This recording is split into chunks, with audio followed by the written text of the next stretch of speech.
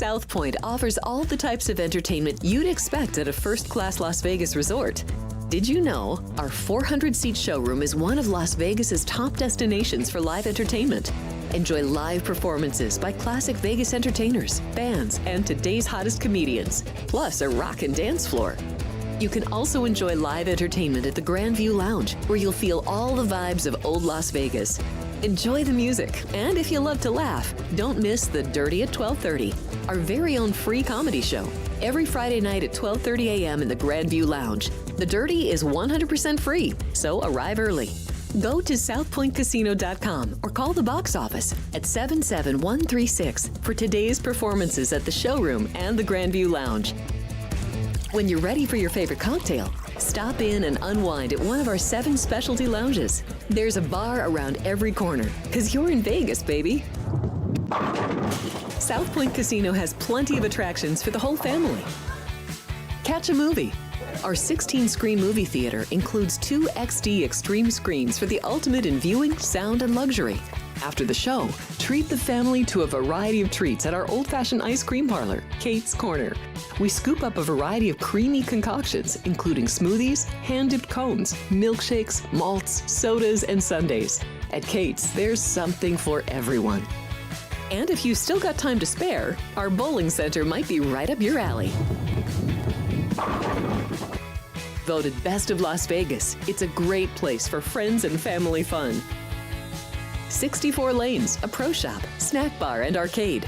And while the kids are bowling, you can play slots and sip on a drink in the Alley Cat Lounge while overlooking the lanes. For our more serious and professional bowlers, the South Point is also home to a separate tournament bowling plaza.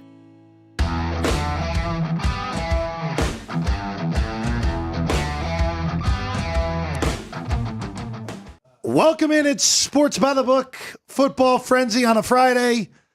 Happy to be with you, as always. 2 hours to get you ready for the football weekend across the board. I'm Jeff Parles, and alongside, we'll have Jimmy Vacarro in about an hour from now. But for the whole 2 hours, as always, Chris Andrews, Vinny Magliulo, Sportsbook Director. Vinny, of course, here at South Point, Gaughn Gaming across the entire country, and only about, I'm giving you the whole country, Vinny. Thank you. I'm giving you the whole most country. of the country. Yeah, anyway. I'm giving you New Mexico, Oregon. Thank you. 90 plus years of experience between the two of you guys. Yeah, Jimmy in, it's even more. That makes us young, right, Chris? Yeah. I feel like a kid. All right, look, it's these weekends keep you guys going. Keep all of us going. At My this wife point. teases me. She says, "You act like you've never been sick a day in your life." I said, "Well, that's the way I feel." So we're in November, guys. Yeah. We're in November. And I just want to ask you this question about college football before we get into all these games, because this is the first year of the 12-team playoff. Mm-hmm. We have a month to go of the regular season. Penn State, Ohio State starts a stretch where there is a minimum of one absurdly huge game for playoff picture moving forward.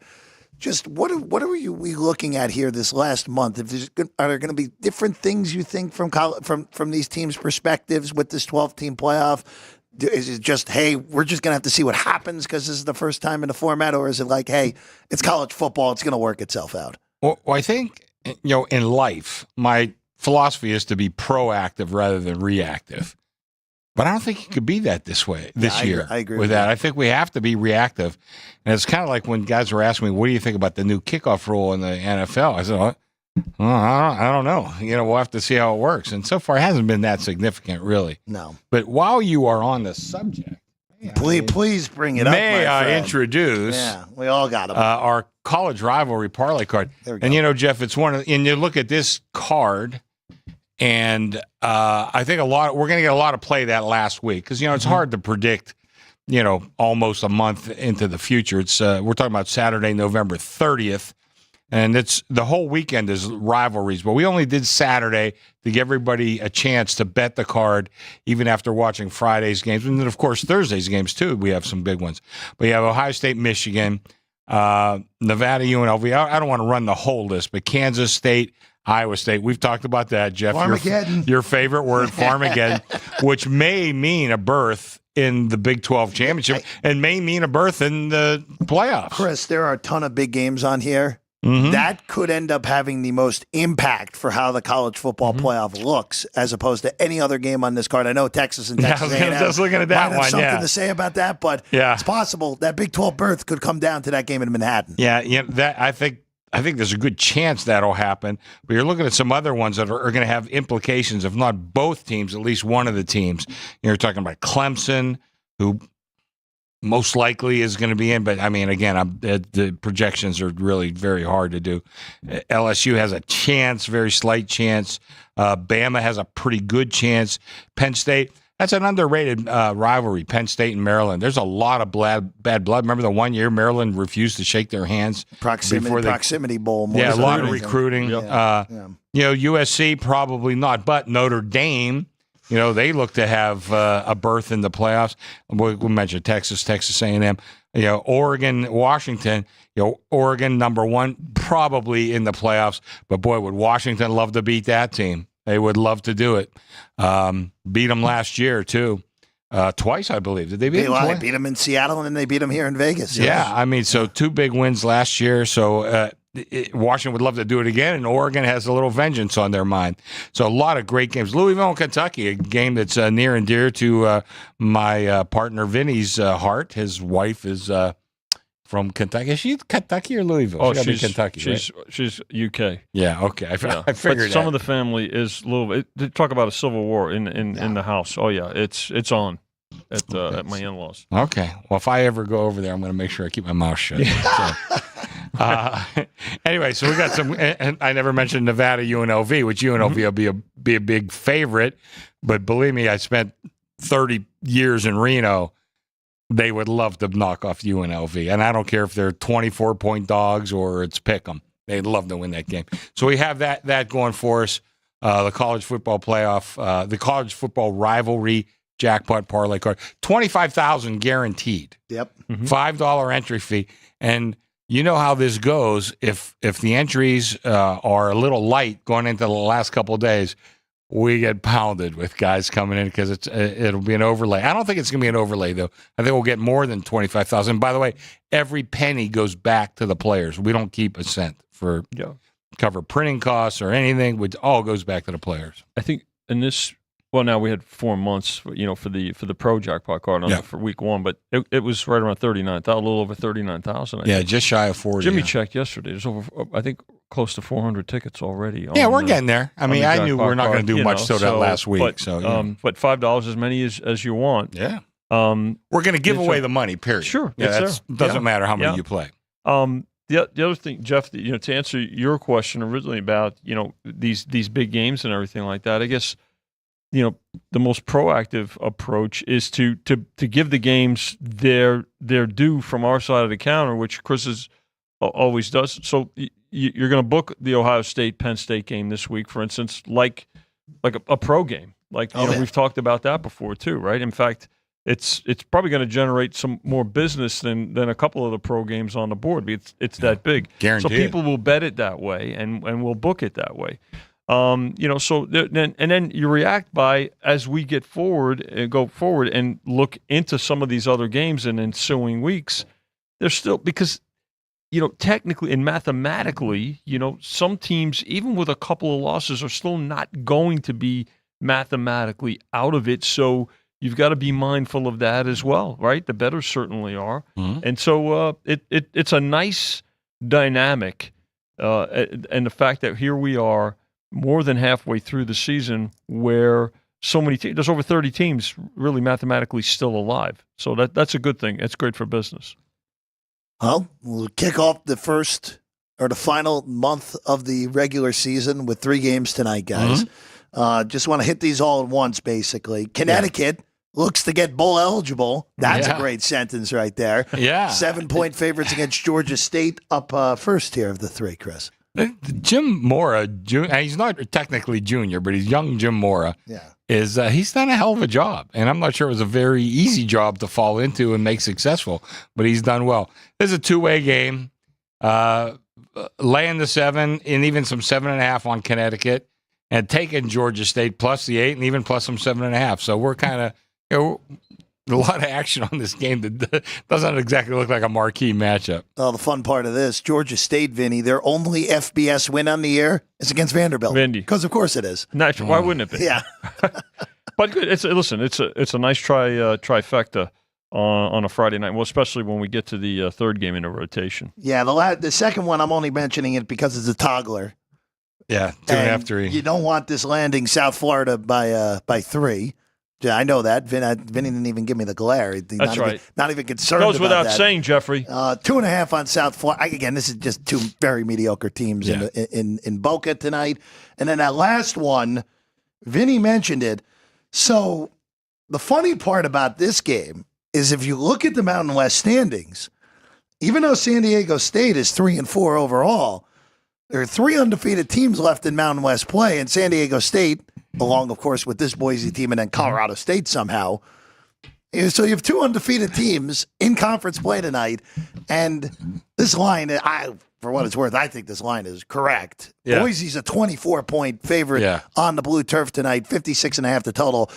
Boise really had their work cut out for him last week, and that was a game where Genty did not have it. UNLV did a great job on Genty in that game, held him under 4 yards a carry, and Boise still found a way to win here in Las Vegas. That was a big-time gut check win for the Broncos a week ago. Yeah, I was impressed. Maybe the numbers aren't that great, but the performance, I think, was.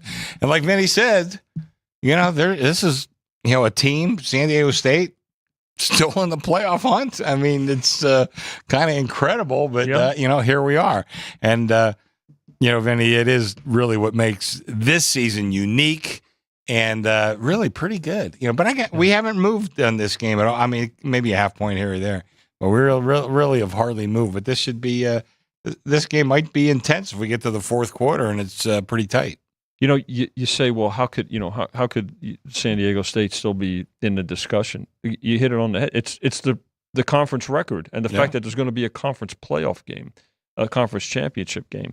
So, which in essence, those conference championship games are playoff games. Just to set the table for the 12-team playoff. The other part is, if you look at that middle game, you say South Florida, Florida Atlantic, what's the big deal? The fact that it's tonight instead of tomorrow, because it would be buried into tomorrow's schedule. It's part of 3-team parlays. It's going to get 3 times, 4 times the action tonight because it's tonight than it would get on tomorrows card, right? And Chris? it is a toggler. Yeah, and it's going back and forth. Obviously it's getting some interest. Yeah, I'm looking at the game. We're the only 2.5 flat that I saw, and then we go to 3. We're the only 3 flat. Yeah, no. Is that right? Or that was a while ago when I checked. There is one other 2.5 flat. Okay, that's it. Everything else, there's actually 3 flats out there now. Okay, and some 2.5s to the favorite. We've been there, and we'll get back there. That's why this parking lot's full all the time. I don't have a bet on that play, but South Florida, at least roster-wise, is much better than FAU. But that hasn't meant much for the Bulls this year. All right, I like South Florida in this game too. Let's go to tomorrow. We start in the Atlantic Coast Conference with one of the 4 unbeatens in conference play, and that is the Clemson Tigers at home. By the way, so there still is a possibility of a 3-way tie of Clemson, SMU, and Miami all going undefeated in conference because all 3 of those teams don't play each other this year. The oddity in that, we'll get to Pitt and SMU a little bit later. Pitt has SMU. Pitt plays both Clemson and SMU, obviously, this week. So Clemson, we've talked about it. They've been awfully impressive since the week 1 debacle in the second half against Georgia, which Georgia's an excellent team. 30 bad minutes against a great team. Yeah. So here they are playing Louisville. We've talked about the Cardinals a lot. Pretty good football team in the game the whole way against Miami, in the game the whole way against Notre Dame. The SMU game was really probably their worst performance. They lose by a touchdown at home. Last week, in a big hole against Boston College, come out of it, end up winning but not covering. 10.5 in this game, Chris, with the Clemson Tigers laying it at home here with a total of 61.5. We opened the game 11. They took it. We went to 10. A lot of these first moves, I'll move a whole point, especially if it's on a whole point. So we went down to 10. They laid back to 10. They laid back to 10.5. So right now, not a huge decision on this game, but it's like a lot of the games we're looking at tomorrow. I got a lot of two-way action, which is something that we love, and we go in. Of course, we're going to need certain sides, but that ratio kind of increases the optimal outcome for us. So this is one of those games. We got very good two-way action. I think it's going to be a pretty good game. Yeah, I think I agree with Chris. Good action on the game. Midday, I think this total will come back up. It went up originally, I think, to a full point, Chris, and now back to the opener at 61.5. But I suspect, especially with Louisville and the way Clemson's been scoring points, and Louisville's been giving up points, I think that this total will go up again. The only reason I don't have Clemson in my top 10 or 12, and they're probably about 2 to 3 points out of that top tier, or out of being in the bottom portion of the top 10, is the level of competition since that. Now, I know they've taken care of business, and you have to play the schedule that you're given, but I want to see a little bit more out of them, too, before I start giving them even more in terms of the power rating. But that said, very much alive in the playoff picture. Vinny, they've won all their games. They haven't dominated that much. Right. Clemson gets a game at Acrisure against Pitt in 2 weeks. Who knows what Pitt will look like? We'll also learn a lot about Pitt this weekend as well in Dallas. We'll see how good that team really is. This would only be a take, even at not the best of the number on Louisville. For Clemson's dominance, let's go through the teams Clemson has defeated. Okay. Since the Georgia game, right? Of course, losing to Georgia week one in this current 6-game winning streak that Clemson is on. Here's the murderer's row they've faced: Appalachian State, NC State, Stanford, all those games at home, at Florida State, at Wake, Virginia. I've mentioned maybe a half of a good team there. So if you put those rosters together, you might come up with something. Yeah. So I think this is a huge step up in class from what Clemson has dominated the last 6 weeks. I'm not saying Louisville's going to go to Death Valley and win the game outright, but don't be shocked if this is a game where Clemson has to get out of a hole late, because Louisville is way better than all those teams I just mentioned. Up-tempo, good quarterback and show. Yep. We love Jeff Parles. You mentioned they've been in every game, even against really top-notch competition. Look, they've lost 3 games to teams that have a combined 2 losses. They've all their losses have been to high-end good teams so far this year. Well, now for something a little bit different. The two of the biggest disappointments in the Big 12. Arizona, cross country to Orlando to take on Central Florida. Active week for Gus Malzahn. Gave up play calling duties, fired as defensive coordinator. Yeah. Still looking like it's going to be a combination of Dylan Risk and Ja'Cory Brown at quarterback here this week for Central Florida. Arizona, on the other hand, boy, week 1, I know it was New Mexico, but they got really excited with Ted McMillan having that historic game week 1. It's like, all right, Arizona's going to be just fine, even with Fish going up to Washington. That has not been the case, because the Wildcats' only wins after week 1 was against the Lumberjacks of Northern Arizona. Big time win there, Chris. And then they beat Utah, where Utah has no offense, as we know, with the injury to Rising. They were 2 weeks ago dominated by Colorado. The game before that, dominated by BYU. Last week, with West Virginia without their best offensive lineman and without Garrett Green, went to Tucson and beat Arizona outright. This is a really, really bad situation for both of these teams right now. When it comes to Central Florida 6, which to me seems a little nuts, because I don't know if Central Florida should be favored by more than a field goal against anyone at this point. Well, you just went through what Arizona's been through. But they're both bad, Chris. Yeah, that's my whole thing. I think the number's good myself. Okay. I mean, they laid me 6. They took 6.5. So I think the number's okay. Yeah. But, Jeff, I don't know. They beat a Utah team, which to me is probably the most disappointing team in the Big 12. I don't know. I mean, I think both these teams, you said you went through Gus Malzahn, and I know he's not your favorite guy. You've mentioned him a couple of times, and they've had an extremely disappointing year, too. Like I said, I have no real opinion in this game. I think it's going to be, I don't know if it's going to be a great game. It's been a great betting game so far, I would say that. Both teams playing their 9th game, right, and trying to get trying to get bowl eligible. Right? Yeah, They want to go to at least go to a bowl game, right? Vinny, these were top 5 projected teams based off the preseason for this conference, and they're going to need some help in order to get to a bowl game at this point. Sure, I mean, they have to go 3-1, these teams. Yeah. Kansas and Utah, same sort of deal, projected high-end teams, lucky to make a bowl game at this point. Well, we know there are always surprises, right? Yeah. And I think in college, certainly the portal really it adds to that because you try to get a gauge as to what they are getting or what they're losing, right?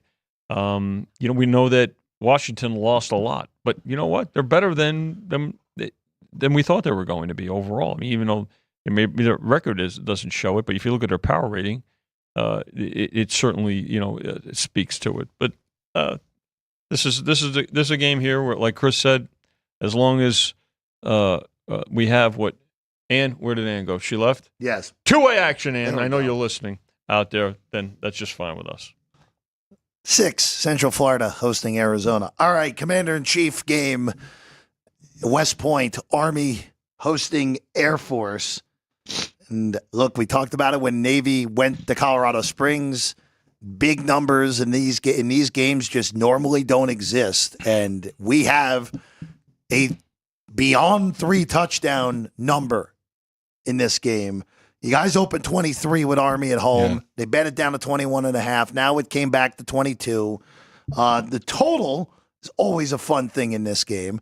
The total's been on a wild ride here this week. You can't believe how much business we did on this total. 41.5 open, all the way to 44. Then back down the ladder, then up back the ladder, now down back the ladder, and you're back to where you opened at 41.5. Yeah, right. We're back to a long trip going around. That was one of the things we were looking at today. Like, I've done more business on this total, I think, that I've done on the Ohio State Penn State game, period. I mean, this one's been crazy. I mean, absolutely nuts. And I think a lot of it hinges on who you like in the game. Because I've said it before, I mean, Air Force loved this team over the course of time, but this is probably the worst edition of the Air Force team that I can remember, and I've been doing this a long time. And this is one of the best editions of the Army team that I can remember for a long, probably since Mr. Inside, Mr. Outside. Yeah. What's that, in the 50s? But this is a great Army team. I think this is going to be the exception to the rule, Jeff. I think I like Army in this game. Just, I think their offense is really going to click. I don't know about the over because I'm not sure Air Force can get more than 10 points on the board. I'd be shocked if they get more than that. So I kind of like the favorite in this game. I'm not a totals guy, so I don't know. But you want to take a look at this one. But I think it's a really good betting game. Besides the total, we're doing great action on the side, too. So this is, maybe not a marquee game to a lot of people, but obviously CBS thought so. That's their game in the 9 o'clock window. And I'm kind of really looking forward to seeing this one. You look at this total. And you say, well, wait a second, I'm looking at the board. That total hasn't moved. It's the same. You guys make great numbers. But if you look at, so for casual fans out there, novice bettors, pro bettors, they look at line movement, not only for the sides, but they look at it for the totals. And because they compare it to their number, and if they've betted already or if they haven't. And so monitoring line movement is important. Especially during the course of the season. So but it's very deceiving when you look at it now and say, well, what's the big deal about the total? It is a big deal. I mean, right? I legitimately had to move my cursor down to get all the action on the total. Yeah. It's crazy. I can count on the on one hand the amount of times I've had to do that all year on any sort of side or total. Yeah. Crazy more so than anything. I'm with you, Chris. I would expect Army to roll. Yeah, I think so. In this game. Just Air Force. This is kind of shocking how bad this Air Force team is. The worst Air Force team of my lifetime. Yeah. All right, let's go to the SEC now. A pair of early kicks. We'll start in Auburn, Alabama first. Hey, look at this. Auburn didn't turn the ball over. They won last week. Because of that, they beat Kentucky by 2 scores. Mm-hmm. Now they get Vandy, who, look, they still need to win one more game in order to get bowl eligible. But it's pretty clear at this point that this is a good football team with Vandy that Very deceiving. They're a tough out. Their variance is because Pavia is a lunatic, and I mean that in the nicest way humanly possible. Because you can get the great, you can get the what the heck was that with him. Auburn before last week was the king of what the heck was that so far this year. It's 7.5 with this one on the Plains with Auburn favored at home. You guys did open 6, so it has been one-way traffic on the Tigers here. Oh, definitely one-way traffic, and I root for Vandy for a couple reasons. I think they're always. They're known to get smarter kids, kind of hard to get into Vandy. But another reason, I did a piece a couple years ago on my old website on the differences on how all these athletic departments are so over bloated. I think this was a couple years ago. I think Ohio State was who I used as one example. I think it was like 347 people in their athletic department, and Vanderbilt has like 24. So. And by the way, I know they're not the greatest in football. They got a good basketball program and maybe the best overall baseball program. They're there every year. Mm-hmm. So I always kind of root for Vandy because of that. And not that I let that influence my number here, but I'm kind of rooting for them. But I thought 6 was a good opening number. I was fine with that. And now we're up to what, 7.5? Yep. Jeff, is that the number on our board right now? Yes. Yes, I'm sure I'll be rooting for Vandy come tomorrow morning. Looking for that Vandy threshold, and they're always playing second fiddle, right, to Tennessee, but great academic school, right, what the Harvard of the South. I've heard people refer to it as. But to Chris's point, terrific athletic programs. This is again a tough Vandy team, a tough out. It is they're I think a surprise to a lot of folks, and when you look at the SEC. We talked about Vandy at the beginning of the year. How are they winning one game in conference play? Yeah, the season win total was a half. Yeah, and I think it was unanimous, like, it's probably going to go under that half. And here they are. Again, obviously, the historic upset over Alabama. They'll beat Kentucky. Hung in there with Texas. They hung in there with Texas the whole way. I'm going to tell you, if Tennessee needs that game the final week of the season, that will not be easy for them because we know Vanderbilt hates UT. Again, I'm a little fascinated that the market is all over Auburn here, Chris. Yeah, now that we're north of 7, I think this would only be a take of the dog here. They had like one good game in a row. Yeah. I mean, when they didn't turn the ball over, and I know that's that means something. But I don't know. Vandy's played well. There may be a bunch of turnovers in this game, knowing Pavia too. So it could be a very fun game there in Auburn. All right, I know Dean was asking for this game, and we'll get this one right now as it pops up in the rotation numbers, and that's Arkansas hosting Ole Miss. To take a golf term here, Ole Miss is in dormy at this point. They have to win out to even have a possibility to make the college football playoff. Yeah. They also have to host Georgia at the week after this, so good luck with that. The Hogs need one more win for bowl eligibility.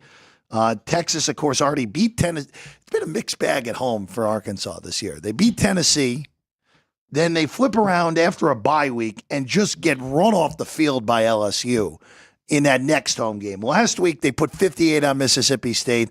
I think that has more to do with Mississippi State than it does Arkansas themselves. Chris, this is another one where I'm a little surprised at how the market has played this game. Where Ole Miss, I know they won last week, but look at Oklahoma's offense. And Ole Miss was losing that game at halftime, and the box score told you that Oklahoma was probably a reasonable second half bet, even though it didn't work out. I'm surprised the bettors have taken this north of 7 with Arkansas a dog at home here against Ole Miss. Yeah, I'm not. Okay. I made this number 8. Okay. So I'm kind of pretty close to where we are now. I opened it at 6.5, You I did. think? Yep. Yeah, so they laid me the 6.5, laid me the 7. So they're getting up close to my number. And, I know Arkansas can really score. I'm not sure they stop very many people. Mississippi also scores in bunches, had a little bit better defense than Arkansas. But, this is another one. Listen, if you're out there playing my high-scoring team of the day, you might want to look at either one of these two teams, because I think it's going to be – over there, Jeff? What do I got in Mississippi, about 18-1, something like that, Jeff? Highest scoring? Yeah. You have 30. Do I have 30? Oh, 30. man, I better go change that. Arkansas's 100. Arkansas's 100. Yeah. There's a lot of competition this week because there's some there's a lot of totals in that range, that are going to be fairly high. But take a look at that one. But I think it's going to be a higher scoring game. I'm not a totals guy. I've never said that. But this one looks like an over to me. I don't know who's stopping who. They already bet it over, and I think they're going to keep betting it over. What's the total, Vinny? 54.5. Yeah. Yep, up from 53. So they'll keep betting it over. No doubt. There's 154 teams. There's 154 left in the market. I would look at that over. I will say, I do think Ole Miss's defense is underrated. Think so? Yeah, I do. At least their pass rush is high end. And Taylon Green does turn the ball over for Arkansas. Another one of those guys. It's all boom or bust. Yeah. On the Arkansas end. Well, Ann's not here for this next one, but her Duke Blue Devils head down to South Beach. Duke and SMU, and I'll bring this up again when we get to SMU and Pitt. That was one of the strangest football games I can ever remember. With SMU winning in overtime, 28-27, SMU turned the ball over 6 times, and Duke converted those 6 turnovers into 0 points. Wow. Which should not even be possible. Bizarre game. Duke's kicker missed 4 kicks as well. It was just everything about that game was totally just off the wall ridiculous. Now Duke gets Miami. Miami was methodical, but they covered last week against Florida State, who's obviously just a joke at this point this year. The bettors have taken the dog, at least at times in this game. Yeah. You opened 20.5. Initially, it moved to 21. Right. Now it went back to 20, and now the bettors are now starting to take Miami again. So this has been a nice little two-way game, depending on the number here, Chris. Yeah, I just kind of write down limit bets, and I got minus 20, minus 20.5, but plus 21 for a pretty big number. Number's right there for me. I think, let's see, what did I make this game? I think I made it 21. Yeah, so it's right there. Should be a good game. If Duke takes care of business, I could see them beating Miami. Jeff, you mentioned it last week. Miami's done a lot of things to almost invite a loss, and that has kind of evaded the final outcome, but they kind of set you up to allow you to beat them. But I don't, Duke, that is such an aberration. You miss 4 kicks. You don't convert any of 6 turnovers. Yeah, I wouldn't expect to see that again. Miami just finds a way, right? I mean, they just keep dodging bullets, and here they are, a 3-touchdown favorite. So either they'll continue to dodge in this one, or they'll blow this team out. I mean, I don't know if it's going to be anywhere in between that. I have no clue in this game. Genuinely no clue. If you told me Miami won by 35, sure. If you told me Duke won outright, be a hell of an upset, but wouldn't shock me all the way through. But you'd probably take 21 before you let's put it this way. If it gets back to 21, you can take 21. I made it 21, and I would take before I'd lay. Yeah, absolutely. I think we're in agreement on that. All right, let's go to the Big 12, Baylor. You know what? It's been a little bit better for the Bears over the last few weeks. They beat Oklahoma State. They put 59 on Texas Tech. Now they host TCU. In Waco. TCU needs one more win for bowl eligibility. TCU won another ridiculous game last week where Texas Tech had them dead, basically, and then TCU was dead until they weren't. End up winning 35-34 in that game, a wild one in Fort Worth. Texas Tech did cover, though, Vinny. Yes. As an underdog. Look, these mid-tier Big 12 teams are so hard to figure out on a weekly basis because all of these middle-tier Big 12 teams have a major flaw one way or another, whether their defense is completely terrible, whether their offense turns the ball over too much, whether their coaching isn't good enough. All these mid-tier Big 12 teams happen to have a really big flaw this year. This game, I have no clue. Other than the fact that by the fact that it's Baylor 3 at home, I can say, okay, it makes sense because you're giving the 3 for home field in this game more than anything. Well, I made the number 3, and I was checking the limit bets here. So we got minus 2.5, minus 3, plus 3.5, plus 3. Oh, there you go. So it looks like a good number. I hope it's not a good prediction of the final outcome. You want anything but Baylor by 3. But 3 at this point. But then the betting's been fantastic, and I think this is in case we made a pretty good number. And just whoever bet us last, that's where we're going to move to. Yep, definitely don't want a 3 here. I mean, this one's going to continue to draw a lot of business. 5 o'clock Pacific start. You hit it on the head, Jeff. Baylor's been much better over the last month. And TCU just keep fighting. They just keep, and that's last week was a great example of that against Texas Tech. Yeah, again, at least pre-flop, I can't figure these middle tier Big 12 teams anymore. In game, they've been great because usually it's been one team getting way in front and then they blow the lead one way or another, and you're getting point. Like it's been great in game wise. So to your point, follow that, look at it. Then you don't need to bet a pre-flop. No, nowadays there's so much more available in game, and you can take a look at it. If there was a prop, I know that this prop is done in NFL games, and I know you guys do it for the Super Bowl. Of will a team be up to 14 points or not in the game? This would be one of those where you bet the yes and then come back on the team that's down 14 in the game. We go broke doing that in the Big 12. I know. Absolutely, for sure. All right, let's go to the Big 10 now. This is quite the football game, but I know it makes Chris Andrews' picks this week. Northwestern, short trip to West Lafayette to take on Purdue. Well, Chris, Purdue is favored. And this... You open Northwestern 2 in this game, and the bettors, who have been unable to help themselves on Purdue all year, are back at it again in this one, all the way to Purdue 2.5 on this one with a total of 44.5. How many times has Purdue covered? I know they covered once. Well, they covered against Illinois. Yeah. I have to look through it, but I think they've only covered against Illinois and Indiana State, but I have to double check. That's a long time ago, Indiana State. I don't know what it is with Purdue. I do not know, but they've been on them. It's we used to joke when I was on Gil Show all the time. If you didn't bet Jacksonville, they took away your wise guy card. They covered like once all year, and then as soon as they cover, they say, "See, I told you, look out for this team." I don't know. I like Northwestern in this game. I think the original number was even a little light on Northwestern, and I expect them to win this game. I really do. I can't. There's no explanation. It's a love affair with this team every week for the most part. I don't know if it's part a due theory situation. But you know what? They just keep drawing money, and they keep taking the people's players' money. But at some point it might turn around. This may be the game. I'll just say this from the Northwestern perspective real quick. I'm a little confused. I want to keep trotting Jack Loush out there, their quarterback, who just really has struggled over the last few weeks. Because he's going to turn it around, Jeff. I just don't see it. Thanks, Vinny. Very good. Last week, before hitting the bench when the game was decided, and then Ryan Helinski came in, Loush was 10 of 19 for 62 yards and 2 picks in a 40-14 loss to Iowa.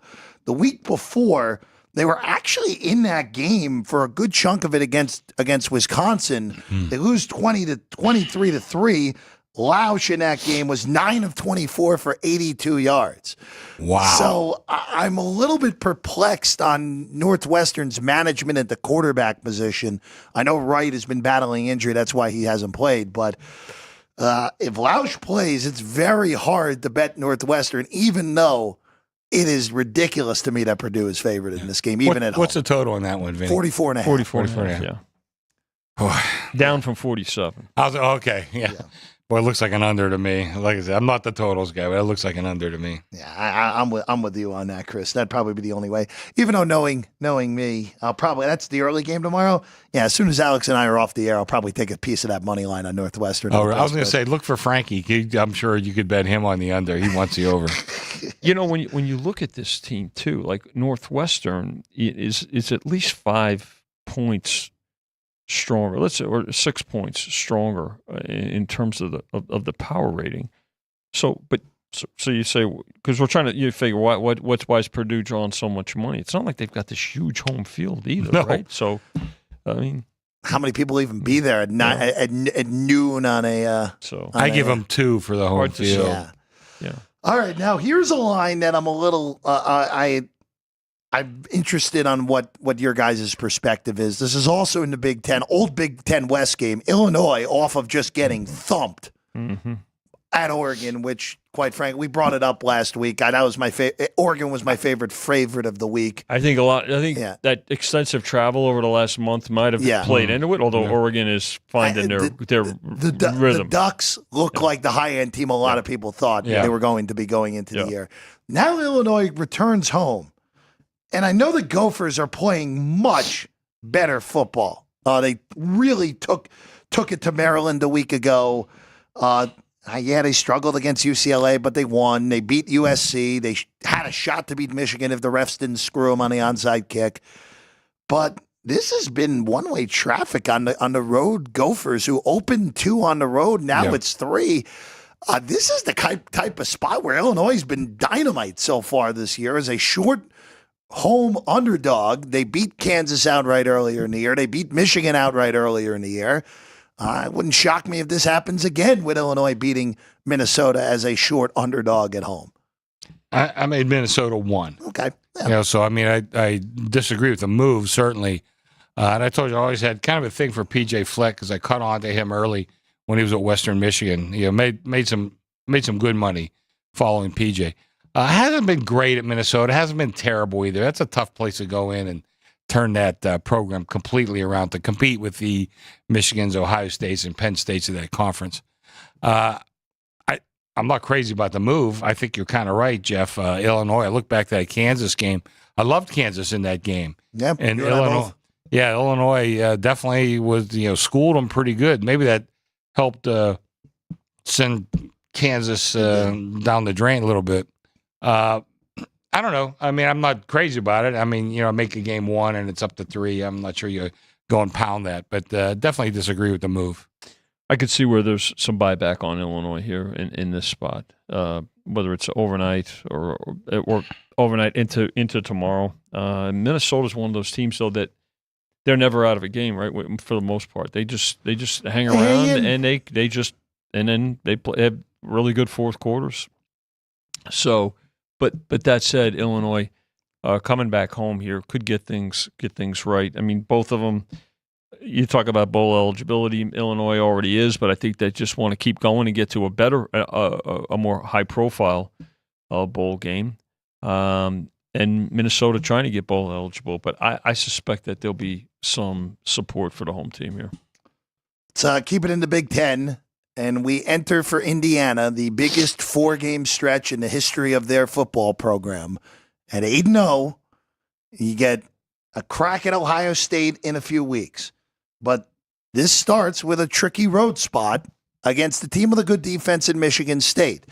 Curtis Rourke's back. He's going to start after missing last week with the thumb injury. Tavon Jackson was good in his place in a win and yet another cover for Indiana against Washington a week ago. Christus opened 8, down to 7.5. Total's also been bet up 3 points, but that almost certainly is because Rourke is in there instead of Jackson for Indiana. Yeah, I mean, even with the quarterback change, I made Indiana 9.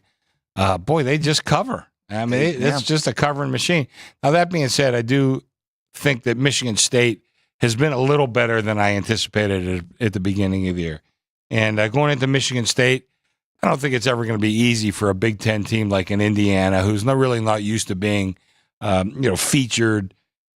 I don't know about on TV, but I mean featured in the minds of college football fans around the country. But Cignetti, I mean, he laughs about it himself now. He says, "Yeah, it did kind of sound a little arrogant," but he said, "All I do is win." That's true. All he did is win, and what else he's doing is covering. So I'd like the number a little higher. I'd like that 9. We opened the game 8. They took it off me. I'm at 7.5. But if I go in needing Indiana, I don't have a problem with that. Talk about a team that takes on the persona of their coach. Oh, yeah. And this is a more physical Indiana team than we've seen in recent years as well. If you watch them, particularly on the offensive and defensive line, I think that there'll be some money for them here. Michigan State's better than we thought going into the season, and at 4-4. But Indiana, especially with the work back, I have to believe that there'll be some support for them here. Yeah, Michigan State with a legitimate shot at bowl eligibility. Even if they lose this week and against Illinois, they're going to be favored their last 2 games against Purdue and Rutgers. Yeah. So both those games in East Lansing. So look, with how big of a mess Mel Tucker left it, Jonathan Smith gets him to a bowl in year 1. That's a heck of an accomplishment for a team that was, I think. I don't remember what you guys had for conference win totals, but it couldn't have been more than 2.5 or 3.5. I don't know if it was right around there. Yeah, I'm not sure. Yeah, I didn't think much of them going into this year. And by the way, I almost always like to bet against new coaches. Maybe a different paradigm shift now because there's so many new coaches. Right. might not be just the rule of thumb to go by as much anymore. All right, let's be quick on this one. Yes, let's. In Florida State. I'm surprised I didn't scratch this one. Florida State, who is just an abject disaster, as we know, taking on North Carolina. It sounds like Mac Brown's going to be out at the end of the year one way or another now. These teams are combined 5-11. Real good there, Chris. I think all you need to know about this game is that Florida State's less than a field goal dog at home at 1-7 here on this one. 2.5 with UNC. I expected North Carolina to be down this year. Maybe not down as much as they are. I never expected Florida State to be this kind of disaster. I don't know. Gun to my head, I'd probably take the dog here, but no real opinion. I mean, you'll probably maybe wait till if you see 3, right? Because it's been one-way traffic, right? So when you look at it, 1.5, they laid that. They laid 2, 2.5 now. So I think anybody looking to bet the Seminoles is probably waiting for that 3. But they've just never recovered for what happened last year at the end of the season with the injuries and then getting snubbed in their minds by the committee. It just has not gone emotionally well for this team at all. And obviously it showed up in their play. Well, we've seen this in college basketball more so just because it's a smaller roster and the variance of being heavy in the transfer portal shows up more so in a basketball situation than a football situation. But Mike Norvell and company were super heavy in the portal this year. Yeah. And the mix of players just hasn't worked. And I think we're going to see this happen more often with big-time programs like this that just whiff in the portal from time to time. Now, Florida State's probably going to go 2-10. That's a little extreme. Yeah. But you're going to start seeing teams that are top 25 ranked, top 25 power rated before the season on our end that end up going 4-8, end up going 3-9, 5-7 because the portal mix doesn't really work out. And that's really more than anything what's happened to Florida State. Well, I try to follow the portal better than I had in the past. I know there's been a flaw of mine in the past. And Vinny helped me with a lot of these teams. But it is one of those things, Jeff. You see all these guys come in and you just assume, I mean, that's what guys know what they're doing, you think. Right. Just assume we brought a bunch of guys in that are going to help us win. You know what they say about assuming, Vinny, and that's what happened to you and me this time. So. The thing about the portal, there's a dynamic about the portal that we need to be mindful of. So if you've got a high-profile program like a Florida State, okay, which these are 4- and 5-star quote-unquote recruits that are already there, if they don't have a huge defection and they've got a lot of 4 and 5 guys coming in and transfer, sometimes you're better off with those smaller conferences, those the North Dakota State guys that want to come in and play. So you've got to try to gauge how the level of the transfers and where they came from. I think because you can have a program, where there's 80 4- and 5-star people that everybody's an all-star, everybody's got an ego, and everybody's trying to get a piece of the NIL. So there's the right mix of transfers as well, and sometimes those real high-profile transfers don't work out. Look at SC last year in Lincoln Riley's first year when he took all the skill position players from Oklahoma to SC. That was great. His defense was awful. He didn't get any defensive help and then the defensive players that were at SC they left. So you've got to try to gauge the mix of the blend of the transfers as well, which is certainly not an easy task, but something that bears watching.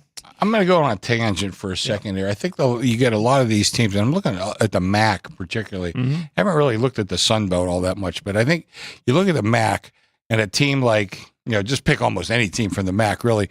Once you get a pretty good player, I think a lot of those guys want to go to a Big Ten school. Now, maybe they're not good enough to go to Ohio State and Penn State and Michigan, but they are probably good enough to go to Purdue and Northwestern, maybe even Illinois, something like that. And right now, when I do my power ratings, I can see the bottom is really dropping. And like I said, I have to look a little more closely at the Sun Belt because I think a lot of those kids, if they become, good enough, Maybe they don't make Alabama or LSU, but could they make Vandy? Yeah, sure. Or maybe even they go to the ACC. You get into Wake Forest or something like that. Sure. So I think a lot of these schools, I think the bottom, and this is 1 year, I don't want to go crazy over it, but it looks like the bottom teams are further towards the bottom than they had been in the past. And, one more thing on that. How about developing players? Can't you? Well, you look at a team like Michigan State, they've had a good program, but they usually get 3-star guys and develop them. You hit on a key point, because when you hear coaches that have now, look, Nick Saban is talking about that. Talking about sticking around and trying to how do you establish a culture if it's very transient? Mm-hmm. You can't. You don't have a culture then, Yeah. right? So there's a lot of dynamics in play that need to be taken into consideration, and I think that's why. Even coaches, and some of the best coaches, Jay Wright's a great example in basketball, right? I know we got off on a game that we really weren't going to talk about, but it speaks to, I think, something that's impacting programs sometimes to the better, sometimes to the negative. Well, as a fan, I'm hoping. I love the game. I love the game. Sure. I love the college basketball game too. I hope I keep loving it. Yeah. Let's put it that way. Good point. I don't think you have to worry about that. I really don't. Yeah, I don't love baseball so much anymore. This is the way the game's changed. I don't love it so much. This 12 team playoff is going to include a lot more than teams that never realistically had a shot to win a title, at least to give them an opportunity. I know what you're saying, but I always love those lower level teams, because those kids, 99% of them know they're not going to the NFL.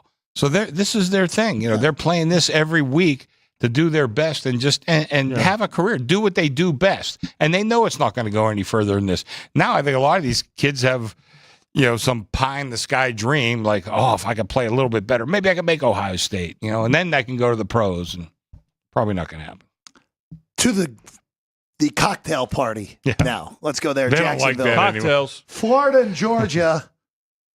Georgia's 14.5. You guys are actually marking low on this game. Well, we got bet. Everyone clearly got bet here this week. It's 15 though in a lot of other places. But look, you guys are as high as 17 on this game, and been one-way traffic since then on Florida, which is like, look, the Gators have been much better since that dreadful start to the year. But when Florida's had to step up this year, that's when they've gotten in trouble so far, Chris. I heard Paul Feinbaum the other day, and maybe even this morning, said this is a big game for Billy Napier. If he gets blown out in this game, he almost certainly won't last. And that's a Florida coach. I think maybe that's true. I don't think he would get canned if he loses this game, 27-21. But if he loses 27-0, I think he's in trouble, if not right away, but certainly by the end of the year. I think it's a big game for him. Florida, we remember not that long ago when Florida was, constantly in the national championship, at least conversation. But they've really gone downhill. And, they're looking to get that thing back up there. It's a great recruiting place, and it's a school with a lot of money. So they want to get back into that national picture. And I think there's a lot of questions, legitimate questions, whether Billy Napier's the right guy or not. Both teams have a lot at stake here, right? I mean, everything from not only just the head-to-head and the implications. Certainly Georgia's already got a loss. Florida trying to become bowl eligible. Recruiting, right? I mean, let's face it, the state of Florida is one of the top states for recruiting, particularly in the SEC and the Big 12. So I've got to tell you, there's a lot to say. By the way, we used 20 on the game of the year last summer. Did we? In this one, they didn't touch it. Yeah, believe it or not. But here it is now, where the dog's getting the attention. Which but I suspect that there'll be some Georgia money here. Now maybe it's at 14, and so the way this numbers come down the ladder, it wouldn't shock me if it goes back up the ladder. As we get through the evening. Not a lot of movement on the total here either. Maybe a little bit of move to the over, I think, overnight. All I'll say is if it hits 14, don't blink. That's all I'll say. There you go. If it hits 14, don't blink. Jeff's play. Yeah, that's all. Yeah, I'm not north of 14, but if it hits it, it'll be on Georgia for sure. All right, Iowa State, who I think is the class of the Big 12, welcomes Texas Tech to Ames. 13.5 on this one, Chris. This has been 14.5, 14, 13.5, 13. Now back to 13.5 on this one with Iowa State at home against the Texas Tech team that is very erratic. Yeah, Texas Tech's a lot better than I thought they'd be this year. I thought they'd really be down. They have not been. Yeah. Even when I opened at 14.5, I think there were some 15s around, and I opened it a little bit under the market. Kind of like the dog here, but I don't know if I'd take anything under 14 because they are a bit erratic, and I think you're right, Jeff. I think Iowa State probably is the class of the Big 12. I like that program. I like the way they do a lot of things. But I wouldn't lay a ton of wood with this one in this game because erratic means sometimes good too, and sometimes they're bad, of course. But I think Texas Tech, I think plus 14. If you can get 14, I think that's the right side in this game. Iowa State, Kansas State, the teams at the top there, they're starting to smell that, that playoff game, right? The conference title game, and they know how important it is.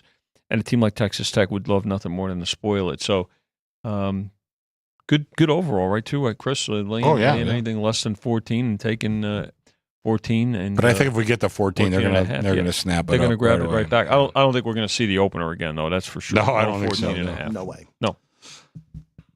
Now to the other Big 12, another Big 12 matchup. Oklahoma State, who basically used up all their luck a year ago, and now it's just gone the other way, just finding ways to lose in every which fashion, including last week where they somehow did not cover against Baylor. They now host Arizona State. Sun Devils, as we mentioned, been one of the better surprises in this league. One more win there, going to a bowl game. I thought under 2.5 conference wins was a great bet on them, and it was not. Right now, 4 Sun Devils on the road at Stillwater here, Chris. Total 57.5, and this has been a one-way train on Arizona State in this game.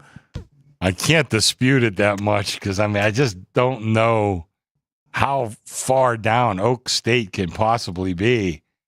They were awful lucky last year, and I know, Jeff, over the course of time, those things even out. Yeah. But from one year to the next to be this bad, come on. Drastic. Yeah. That's the aberration there. But I don't know. Things have just gone so far south with Oak State. But, can you lay 4 on the road with Arizona State? I don't think I could. Would I jump in and play Oak State? No. They have so many things going against them. But I could never lay this number on Arizona State. So I guess, gun to my head, I'd take Oak State. But, boy, gun to my head, I might tell you, just go ahead and pull the trigger. Hey, crew, can somebody look around for one of Frank Nicotero's hats so we can pass it around to try to get money on Oak State? Here's a team that started the season a complete opposite of a year ago, where they started off poorly and then made a terrific run. And they started this season off 3-0. And what was it? They were home against Utah. They were home against Utah with Isaac Wilson playing quarterback for Utah. I got had Oak State completely dominated. I know I did. Yeah, completely dominated, and they've not recovered since. No. So here it is. No, they look. Mike Gundy's had a lot of success. Yes, but this has been after a great coaching job last year. Yeah, it has probably been his worst coaching job in his career in Stillwater. You hate to use this word, but at some point, you see this a lot with college kids, especially around this time of year. Did they quit on their coach? No. They may have. If they get blown out in this game, they may have done it already. All right, now we get the game we've been waiting for a while. Not Penn State, Ohio State. Don't worry, we'll get there. Pitt and SMU. As we expected, both teams undefeated in ACC play. The big news for Pitt was that Narduzzi let Holstein play long enough to have to leave with a head injury last week in that beatdown of Syracuse. Holstein's cleared. He's good. He's going to play in this game. SMU, we mentioned earlier, played a bizarre game against Duke last week. They still won, even though they turned it over 6 times in that game against the Blue Devils. And it comes to SMU 7. It's where you guys open. There's been a lot of action on this game all over the place, as high as 8 on this one, and a total of 57, which I'm a little bit surprised this total's been bet down, actually, from 59 to 57 in this game. Well, this is one. When I did my numbers last week, I totally threw out that Duke game. I should have mentioned it earlier when we talked about it. Good idea. I just totally threw it out. I mean, it's just one of those games like there's no explanation for that. So my numbers came a little higher. So I really kind of liked 8 in this game. I thought 8 was a good number, even though we opened at 7. When we got to 8, I thought, that looks like about the right size. But those sharp guys came in and took the dog. So at this point in time, the smart money is on Pitt. Now, we do have a couple of guys on SMU, believe me. Like I always said, there's no wise guy union. You see different guys on different sides.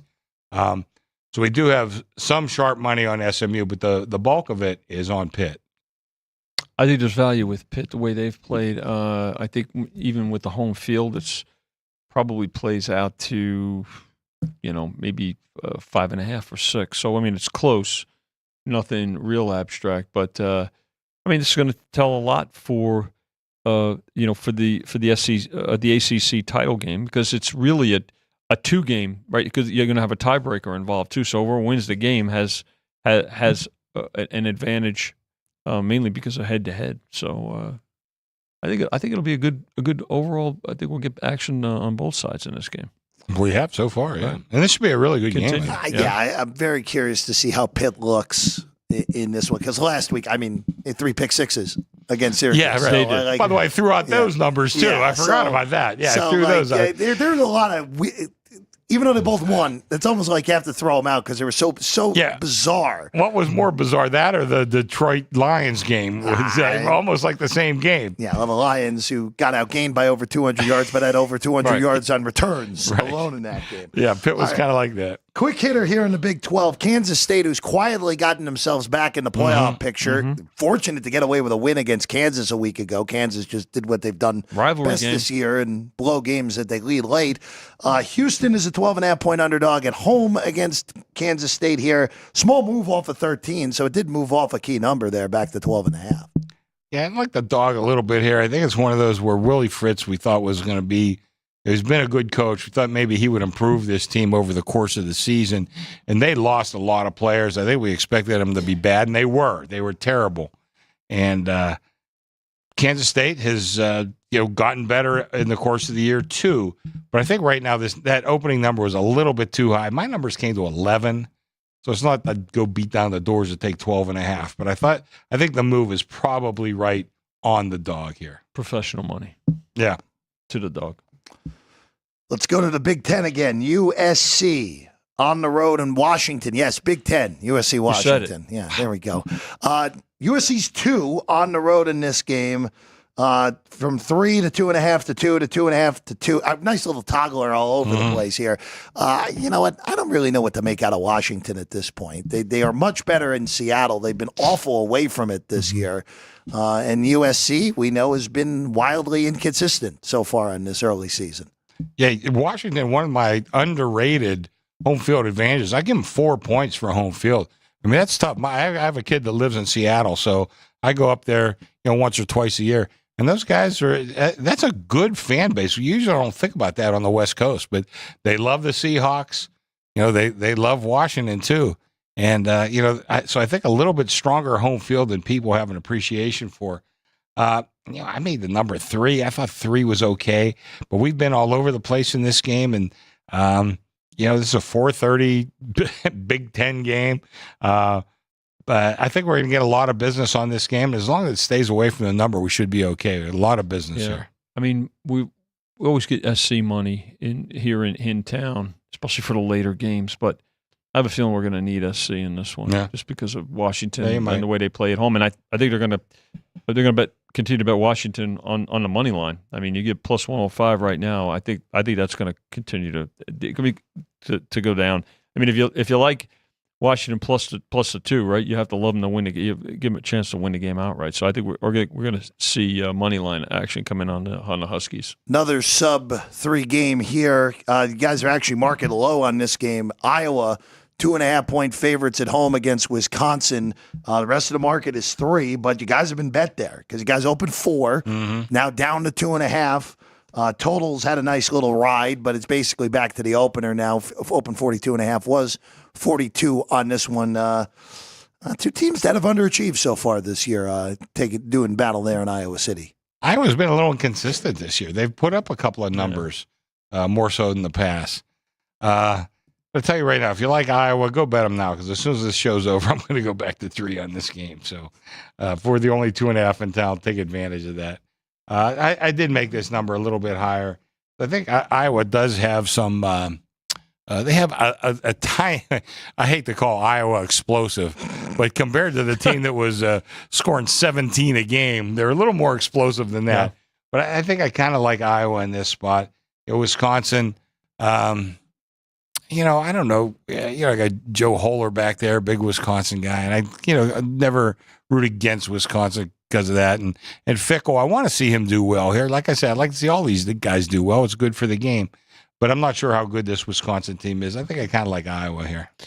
Yeah, I think there'll be some more support. To Chris's point, this number will go back up, and they'll bet the home team here for sure. We just don't need Hawkeyes by 3. That's going to be what it comes down to. I like Wisconsin. I think they win the game outright. You like that? Yeah. Outright. Well, it all depends on the quarterback. Plus $1.20. Because Locke has been. There have been some really good from Locke, and then last week against Penn State he blew up. Now, granted, Penn State's defense, I know Iowa's defense is excellent, but I still think Penn State's defense is better It is. this year. So, not an easy place to play, as we know in Iowa City. All right, real quick on this one. Nebraska's 7 at home against UCLA. How about a 39 in a game that's a 7 here with these two teams? Nebraska, honestly, had a real shot to win last week at the shoe last week against Ohio State. Yes, we got Tom Blazek back there, big Ohio State guy. Says, Tommy, that was a little tighter than you thought it was, wasn't it? Or what thought it was supposed to be. It sure was. Hope it carries over to this week. I mean, big response right after that beatdown 2 weeks ago against Indiana. So credit the Huskers for the response last week. Nothing bet-wise in this. All these numbers feel about right, even though UCLA just really is not any good either. This is a transition year for Deshaun Foster and company. All right. I thought, Jeff, before going, I almost scratched this game. Then I looked at the business. We have tons of business on this game, so this is a great betting game. 8 down to 6. And now numbers back all the way in between, too. Yeah, wow, craziness on that one. All right. This game has lost its luster a little bit because of what Michigan has turned into. You guys opened 14.5 on this game.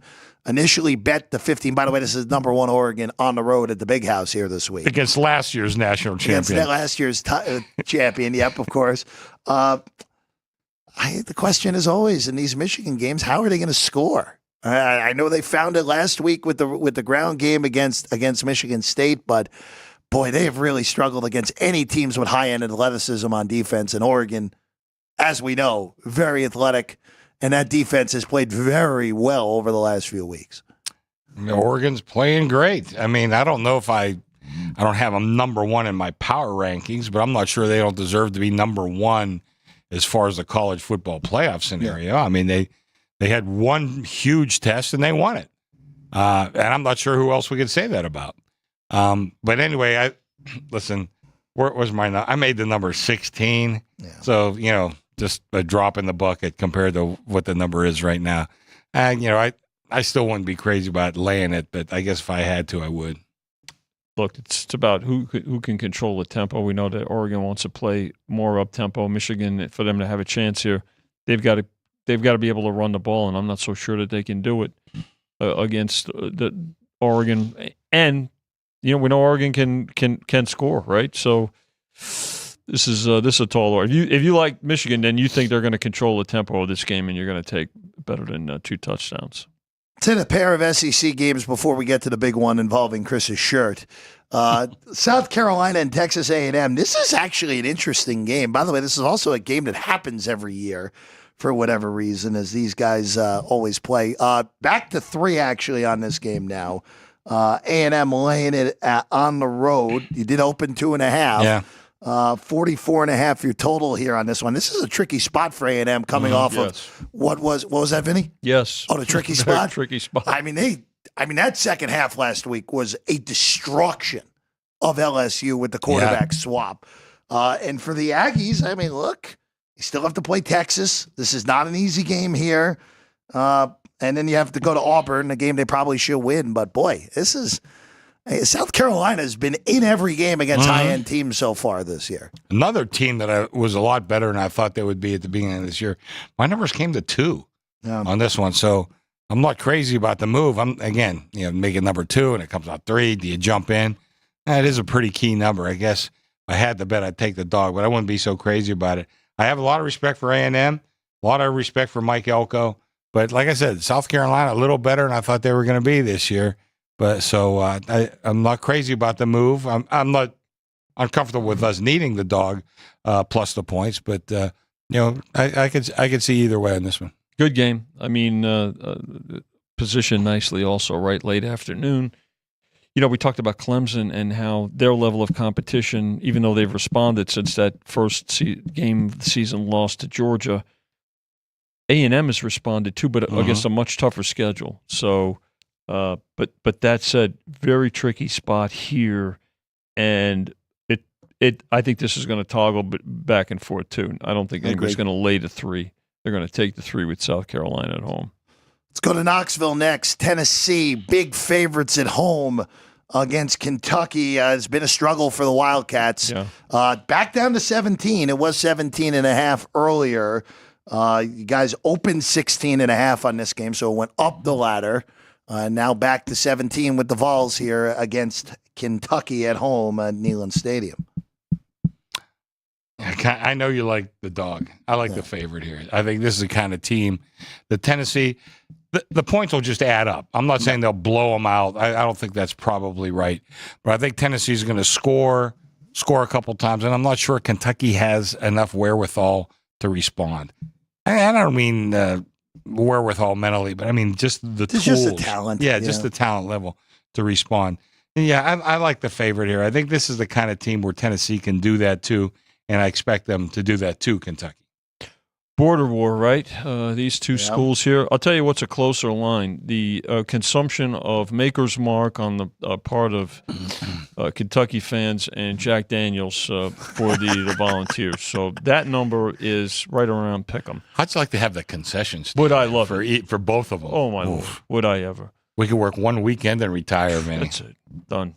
And the bourbon battles, I know, are a gigantic deal down in that area of the country. Boy. That's 17 right. with Tennessee in this one. All right, we saved the best for last because it was last in the rotation numbers. Ohio State goes to Happy Valley to take on Penn State. Looks like Drew Aller's going to play in this game, Chris. That was the big question with that knee. It's looked pretty rock solid in practice all week, so the expectation is that Aller's going to play here.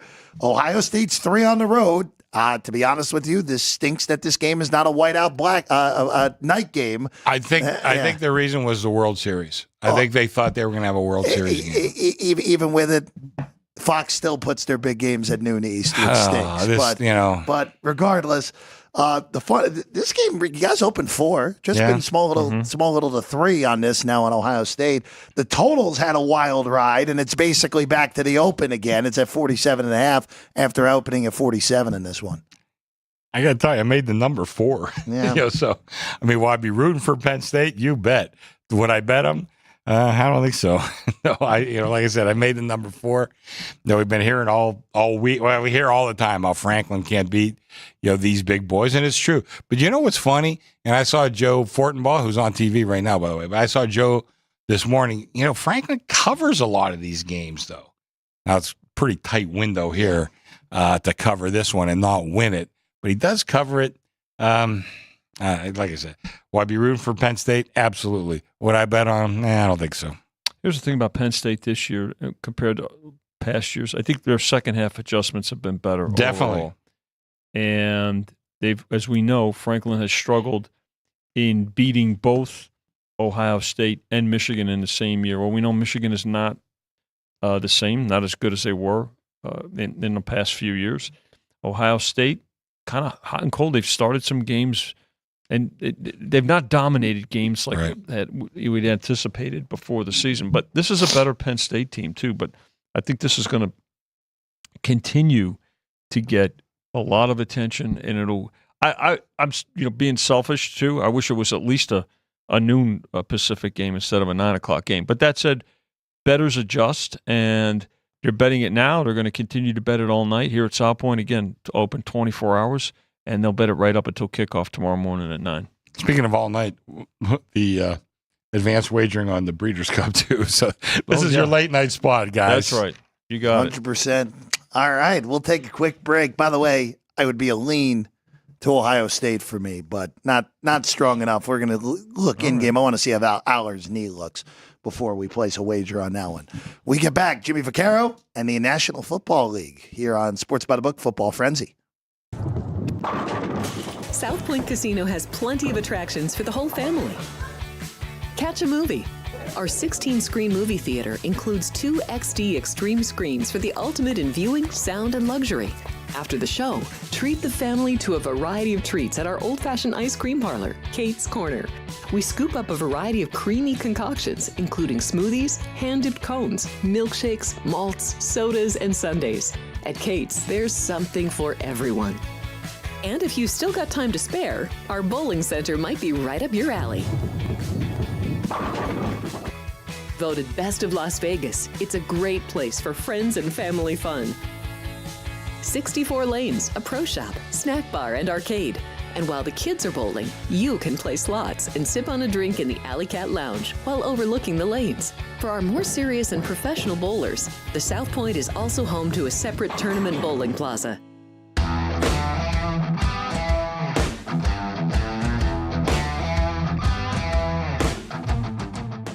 Welcome back in. It's Football Frenzy on Sports by the Book on a Friday. I'm Jeff Parles. Chris Andrews is here. Vinny Magliulo is here. Now, here, right next to me, our good friend Jimmy Vacarro. Well, let me run this down real quick for you. Please. It's Breeders' Cup weekend, and surely it's great. A lot of attention. I was over there for a while and watching all the people, but I went to the counter and I tried to bet on Secretariat. You can bet Secretariat with us, Chance. How old are you? I said 79. He says, figures. So here we are, Breeders' Cup weekend, and okay, someone like me, and I talk about it openly, like I was never a horse guy. So I always listened to people who understood a little bit and would obviously make a decision or just say, you know, I like to be around when there's a lot of people going on. Now, I just left the race book, and it is jammed. And now that's just the Wednesday crowd, the Friday crowd. So we'll have tomorrow and whatever, or whatever it was. Anyway, we are loaded over there. Now, when I was a kid, and it was just a little bit different with these two guys, because I know for sure they were into the horses much more than I was. Now, as a kid coming from a little town in Pennsylvania, the thing at that time was, you know, sports booking was a little bit in the background a little bit. The horse racing and the lottery, which was the numbers, was like the number 2 things that they did. So at least I paid attention. And the big thing with my crowd, people who are in their maybe 50s and whatever, and I was just a young kid, would go to either the Meadows or Waterford Park. Now, I wanted to understand it, not that I was going to bet it, but I enjoyed watching it. I enjoyed being around it, but I was never like indulged in the whole thing. So I would go, and then it was always a nice place to get something to eat. Then I would bet my $20 on the long shot of the next race coming up. Then I would walk to the car, and if the Pirates were playing, I used to listen to the radio. And I was a little yes myself, not like these nutballs. I mean, they could hear you in Stratford if they were screaming all the time. But here it is at this time of the year again, and Vincenzo and Chris, obviously, you know, I think that now I see them in the back in the office when they're getting ready for their horse bets, and they're into it. I'm sure. The thing about it is, win, lose, or draw, they understand it. And the only thing I'm telling you people out there is, like, you better understand the horses, because obviously I think, and you two jump in and help me out, it's harder to beat the horses than the sports. Oh, for sure. Just you're going against a bigger percentage. Yeah. Mm-hmm. But then bigger again, takeout. We're gluttons for punishment. So, I mean, let's face it. I mean, well, so you bet a ball game, it's 3 hours. You bet a horse race, it's 1 minute and 12 seconds. Right. You know, you're wondering. And you got 8 to 12 horses, 14 horses if you're lucky in a field. And you know, in a ball game, you even though the point spread's a great equalizer, right, you're still picking one against the other. But that's too easy, Vinny. Yeah, Why right? win, That's lose? right. Well, we That's want to no go fun. against 12 other horses. Come on. You know, come on. Did you ever have a major score with the sport? With the horses? With horses? Yeah. Oh, God, yeah. Chrissy, tell him what you hit, and you hit a pick 6 one time. How about that score? Oh, let me go over that real quick. I did hit a pick six one time. I was with Roxy. We went to the Derby. Roxborough. Roxborough. Yep. We go to the Derby and the Oaks. So we go to the Oaks is on Friday. Right. So I'm with a bunch of guys like, me, Roxy, Andy Byer, a couple other guys, maybe not nationally known, but big horse players. So we put in a ticket, pretty big ticket. And we're throwing them in and we're picking the six. And every race we said, well, let's throw in the favorite because the favorite looks pretty good. Okay. By the end of the day, we had 6 races. All 6 favorites won. And I don't mean 5-2. I mean 1-2.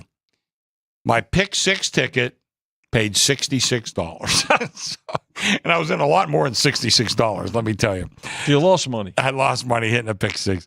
So everybody asks, you ever hit a pick 6? I hate to say, well, yeah, but Vinny put me on the spot. Sorry, I had to say. I hate to say story, yes because I did actually hit one, but nothing I brag about. You had a horse that I like. I'm pretty sure 86 Ferdinand. I did. That was right. That Willie was one of the Shoemaker. big scores. I had Ferdinand. I bet him at 8-1. Yeah. Beat Ali Sheba, and I still say one of the great races of all time. Yeah. And the following year, I had Ali Sheba. I bet him at 9-2 in the future book, and another win by a nostril, but he won, and that was probably one of my biggest. I won a contest once too for like about 50,000. Well, ask me this one, young man. Answer this one. Go ahead. You're 31 years old. Yep. Do you bet horses at all? I show up for the Derby. If there's a Triple Crown on the line, I show up for Belmont. I'll show up every once in a while for the Preakness. This year, I bet the Derby and the Belmont. I had Sierra Leone both times, and we know what happened to Sierra Leone both times. Let's hope it doesn't happen tomorrow. Oh, no, Vinny, I've already said this, and I'm going to say this tomorrow morning as well. I'm not betting Sierra Leone this go-around. So we should take that to heart. You should be, if you have a ticket on Sierra Leone to Lynn, you are in great shape tomorrow in the Classic. I know 2 guys that have it. Yeah, you're in great shape. I'm not even not touching it. So I'm better right now. Yeah, no. So I actually, Jimmy, that was actually. I need a runner. I got to go double up. Hang on. I'll be right back. My first experience with betting actually is my dad did some work with the jockeys in New York for NYRA. So there are pictures of me because my dad was friends with a few trainers, Dennis Brida, Rick Violette, if you guys remember Rick those Violette, names. yeah, sure. There are pictures of me very young in winner's circles at Saratoga, Belmont, and Aqueduct floating around somewhere in my parents' house, right? Gives you a chill, doesn't it? Yeah. Oh. So that's the big connection for me with horse racing. Nice. more than anything. That's a pretty good connection. Yeah. Not a bad connection. So, but when you tell your friends, well, first of all, I don't want to forget this. Like I was walking around pretty good. You could see there were some new faces. You've seen a lot more women that you would see, during a normal week. So it does have its purpose. Now remember out there, this is still a casino. So Michael Gaughn, who me and Chris had some lunch with, is a trick with everything like that is simply how do you get more people in your casino? Now, this is a good hedge. I mean, this is really this is good because people who normally might not come out, and now it's a Friday, and we know this busy on the Friday, but if you go back there now, every window, there's people in it.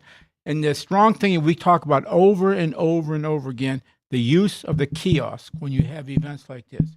We have, I think, 5 kiosks right here, and when I walked by, there was 3 people in the whole, whatever. This is a great attraction. And again, I don't know that much about it, but I wish they would do more of them.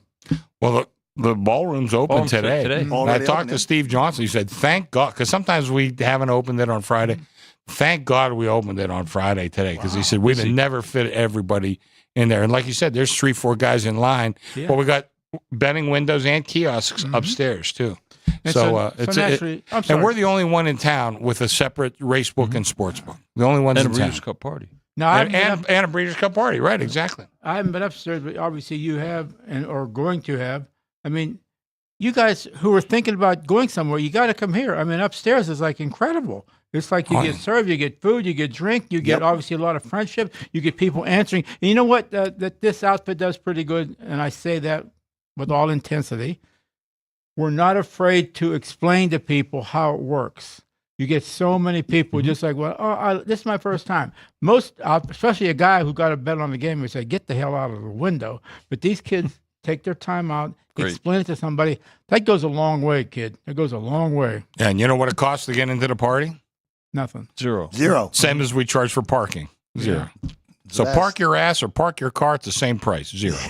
All right, now just declare yourself. If you hit a major score, am I in with you? I will, What? Yes or no? how am I supposed to say no to Jimmy? You're not. Well, you didn't bet anything, so I don't know how you're going to hit that major score. Yeah. Well, I mean, look, talk to me in talk to me 4 minutes before the Classic. I'm sure I'll have something. As your partner. You think we can have made it with him being our partner? Oh, I You're would like being partners with Army Zimmerell. It's worse. Old Old Pittsburghers will know my reference Would have there. been all over for everybody if I was involved. That's all I know. All right, let's go to the NFL. I love Jimmy so much, guys. It's the greatest.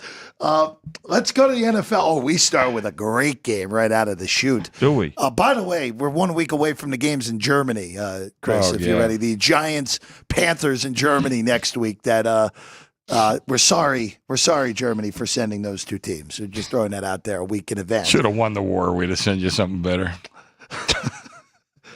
Patriots at Titans up first. Arguably the two worst teams in the AFC. Patriots, of course, stunned the Jets last week to get their second win. Tennessee, if you look at the box score without the scoreboard, it's like, oh, they actually did okay against Detroit. They outgained them by over 200 yards. Yeah, they lost the turnover battle, but how bad could it have been? Well, they only lost 52-14 last week in a game they outgained Detroit by 200 yards. Chris, 3.5 on this game. This has been a toggler between 3.5 and 3. And, boy, this is just one game. You hope Tennessee finds a way not to win by 3. Anything other than that, I would imagine, is okay here. And, of course, I made the number 3, so I hope that's not a good predictor of the final outcome. But, yeah, 3.5. I got no opinion on the game. I mean, the thing about it, it's the numbers which really going to drive the business on this game, not the matchup. It's not a good matchup. Titans, I'll say this with Tennessee real quick. Both Levis and Rudolph are preparing to play, whatever that means. May practiced, by the way, for the Patriots yesterday, but I don't know if he's. May hasn't been cleared as of this moment. He's not been cleared, yeah. Not so yet. I'm not so Patriots sure. are hopeful Drake May is cleared. And, of course, when he game. participates in practice, it's with the Red Shirts. There's no contact. So, all right, look, this is, I mean, teams that aren't good, we don't know who's playing quarterback for either team 100% yet. It's a hell of a game to be betting here. But, hey, we're not the number will drive the business. We're not going to stop just like you. we said. I'll tell you that. We're not going to stop 3, you. taking 3.5. Yeah, I would. Yeah, I'd just stay clear. At least from my perspective, I'm not touching this game pre-flop. Now for a game that's a little more intriguing: the Cleveland Browns, who stunned the Ravens outright last week, behind what was to only be described as really an exorcism of not having Deshaun Watson at quarterback anymore. Jameis Winston played. I thought Jameis Winston played great. He did. This is the Jameis Winston experience, guys. He made some throws that were like, wow, what an incredible throw. He made some throws of like, He's wow, always had the talent. How was that not intercepted and returned for a pick 6? Jameis in that game, amazingly enough, in that game for the Cleveland Browns, the first time they put up over 300 yards in a game, the first time they scored more than 20 in a game, only turned the ball over once last week. Now we're a short underdog at home against the Chargers. 1.5 on this game. Chargers still banged up, even though Herbert seems to be fully healthy now. This open 2.5, so it's been a small move. And that total, what's going on with the totals this week, guys? The totals have been super, super active across the board between college and the NFL this week. Guess our numbers aren't that good. I don't know. So 1.5 on this one with LA, Chris. You know, I like the Chargers. I think a lot of times it's almost like that first game after a key injury, the team rises up and usually plays well. Well, it's similar, I think, psychologically, as we know what Jameis Winston's been. He's not like just a second-year player, and I know he's just a guy that's been in and out of lineups, has had a ton of talent, ton of positive production. I think they kind of come back to earth. And the Cleveland defense I have a lot of respect for, but I also have a lot of respect for the Chargers with Herbert and with Harbaugh as a coach. I like the Chargers in this game. I think they win against a team that came off a high last week that probably isn't as good as they showed. Maybe an overreaction a little bit too, right? I mean, no question the Browns' vibe as a team seemed to be better, right? And listen, not kind of going to kick a guy while he's down in Watson, but we talked about it going into last week's game. The team kind of rallied, right? And it just they seemed to be more relaxed and more focused. But you know, the Ravens, they do it every year. They've done it every year. They find there's a game or two that they just you say how are they losing? How did they lose this game? They lost to the Raiders. They had a 10-point lead in the fourth quarter. Yeah. Now receivers are dropping balls. They don't make critical defensive plays when they should. There's some more disciplined defense, I think, in the Chargers, and I think we may wind up needing the Chargers in this one. But that's just fine. Yeah, Chargers last week, I mean, New Orleans' offense was a disaster last week. Turnovers, well, no turnovers, but just stupid plays, kickers missing kicks. Yeah. Just a weird game last week. The Chargers won by 18 against a New Orleans team that is, we'll get to them in a second. But, boy, the AFC playoff race that we thought was going to be dynamite going into this year has really just turned into who's going to end up being less mediocre when it's all said and done. Which borderline team is going to be the 7th seed? I mean, look, maybe even a 6th seed at this rate. Dude, that's fair enough. Yeah. I mean, at this rate, you look at, I know Steelers have a brutal schedule the rest of the way, but Pittsburgh set themselves up nicely to eat just, if they win 3 down the stretch, 9's probably going to be good enough for them. Kansas City, we know, is going. Baltimore, even with the questions of Jackson, will go. Buffalo will go. Houston, even after last night where their offensive line really was awful and that loss to New York a night ago. But the Chargers are squarely in this thing. And a win in this game will go a long way for Harbaugh getting that team to the playoffs in year one. I said something about, somebody said busting my chops about the Steelers. And I replied, I said, every team in the AFC has a lot of flaws. I mean, let's start at the top, Kansas City. Yeah. I mean, Mahomes, I know he has like a Brady-ish quality, wins games when he's supposed to. But in all honesty, he's not played that well this year. No, this has been his worst season so far. Yeah, I mean, so you think you automatically think he's going to pick it up for the playoffs? Sometimes that works. A lot of times it doesn't. I mean, let's not forget, Cincinnati went in there a couple of years ago. Kansas City was like a 7.5 point favorite, and Joe Burrow and company beat them. And, you look at the Ravens, they're still not ahead of the Steelers. I think the Bills have some issues at wide receiver and some other stuff. So, I mean, there's a lot of teams that have flaws. And, we'll see how the season shakes out. All of them have flaws. Yeah, all of them. That's why I said they all have flaws. And we'll see. I still think Kansas City's defense is the best unit in the conference. Probably right. Which gives them an edge. But, hey, look. Well, the way I answered the guy, too, I said, listen, if you're looking at the Steelers, they have to keep playing well when it matters, and they have to stay healthy. And then they'll have a chance. Yeah. Look, we're going to stretch out of the bye week. Go Beltway Bowl back-to-back weeks with Washington and Baltimore, and we'll see how it goes. They've done well against Baltimore over the years, though. This is also the trade deadline is next week. Yep. It's coming up. I mean, I'm saying there's been a few already, and I think that's going to tell a lot.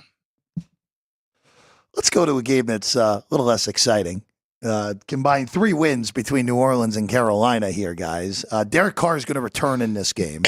So we're at 7 with New Orleans on this. Carolina starting Bryce Young for the 2nd consecutive week.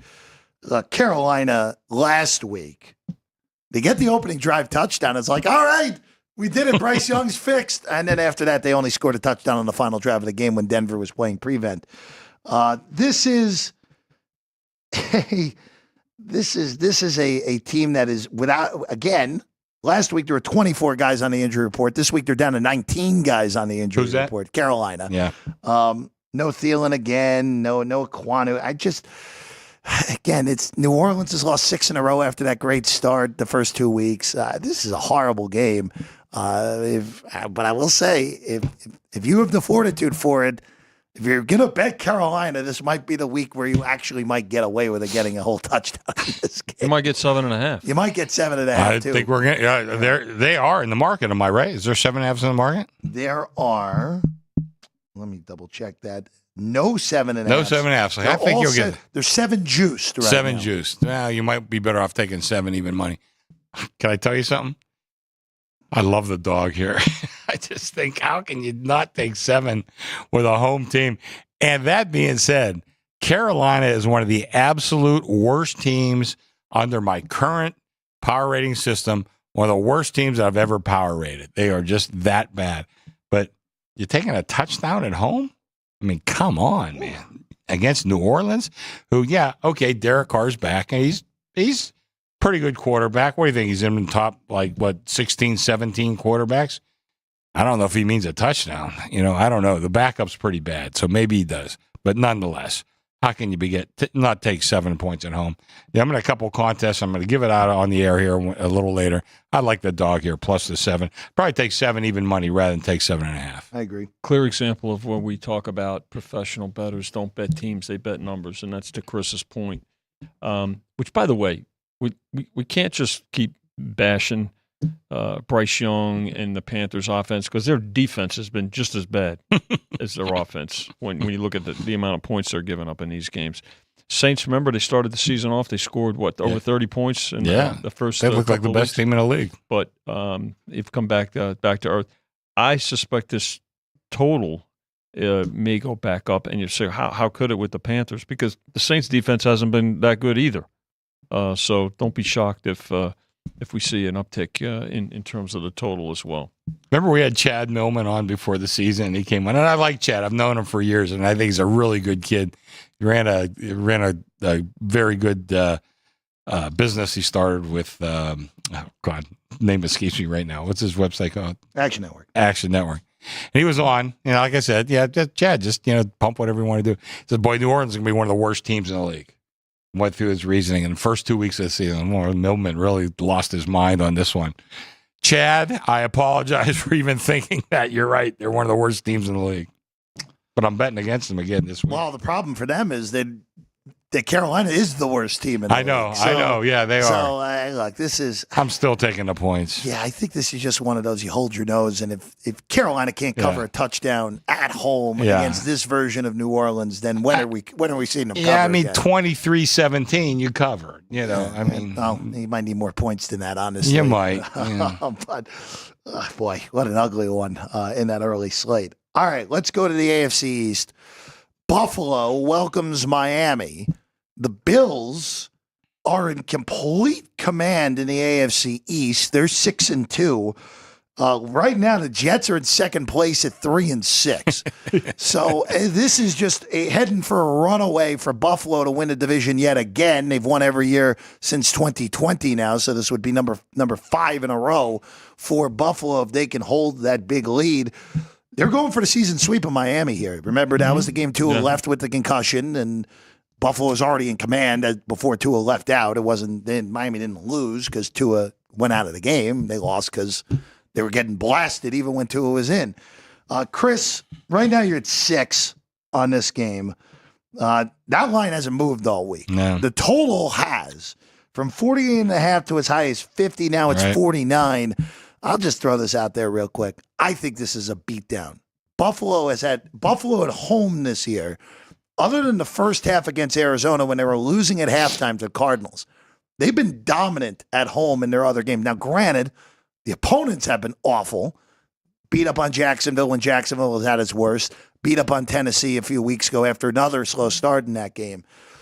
But I don't really care that Miami's basically playing for their season. Even in the games that Tua's played, what has Miami showed you this year that they're going to be able to stay in this game with Buffalo? And look, could they lose by 4 in the cover? Sure. But I just think the Bills are significantly better and they're at home here in this one against Miami. I made the game 8.5. Yeah. So I'm with you. I think Miami has not shown me much. With Tua, without Tua, whatever. They have not shown me much. I like the favorite here, too. And if I see this number moving up, I'm going to try to stay ahead of it. This game's going to keep going up. By the way, if you look at during the Josh Allen era, he's dominated the Dolphins at home. Oh, yeah, they've dominated the Dolphins, period. Period, but especially at home. So I'm surprised this number hasn't moved yet, but I can tell you this, before Chris has dinner tonight, this number will be higher than 6, and it'll continue to go up overnight, in my opinion. For the offensive genius Mike McDaniel, And I know that this is a little unfair because of who's been playing at quarterback for the majority of this year. And Miami has only played 7 games when a lot of the league has played 8. They were the only team not to have 100 points on the season yet. Really? They're the only one. 97 points in 7 games. There you go. That's not good any way you Jeez, what's slice it. that? 14 or so a game? 97 divided by 7 is 13.8. Yeah, pretty close to 14. Pretty good, Chris. Yeah. Pretty good. There we go. Yeah. It all goes back to this whole fiasco for Miami. It just goes back to the fact that they didn't have a real backup quarterback on their roster when you have a quarterback with a horrible history of concussions. Exactly. Just Yeah. your own arrogance got you on that. All right, let's go to Dallas and Atlanta. Now, this is a very interesting game to me because I don't really love either of these teams.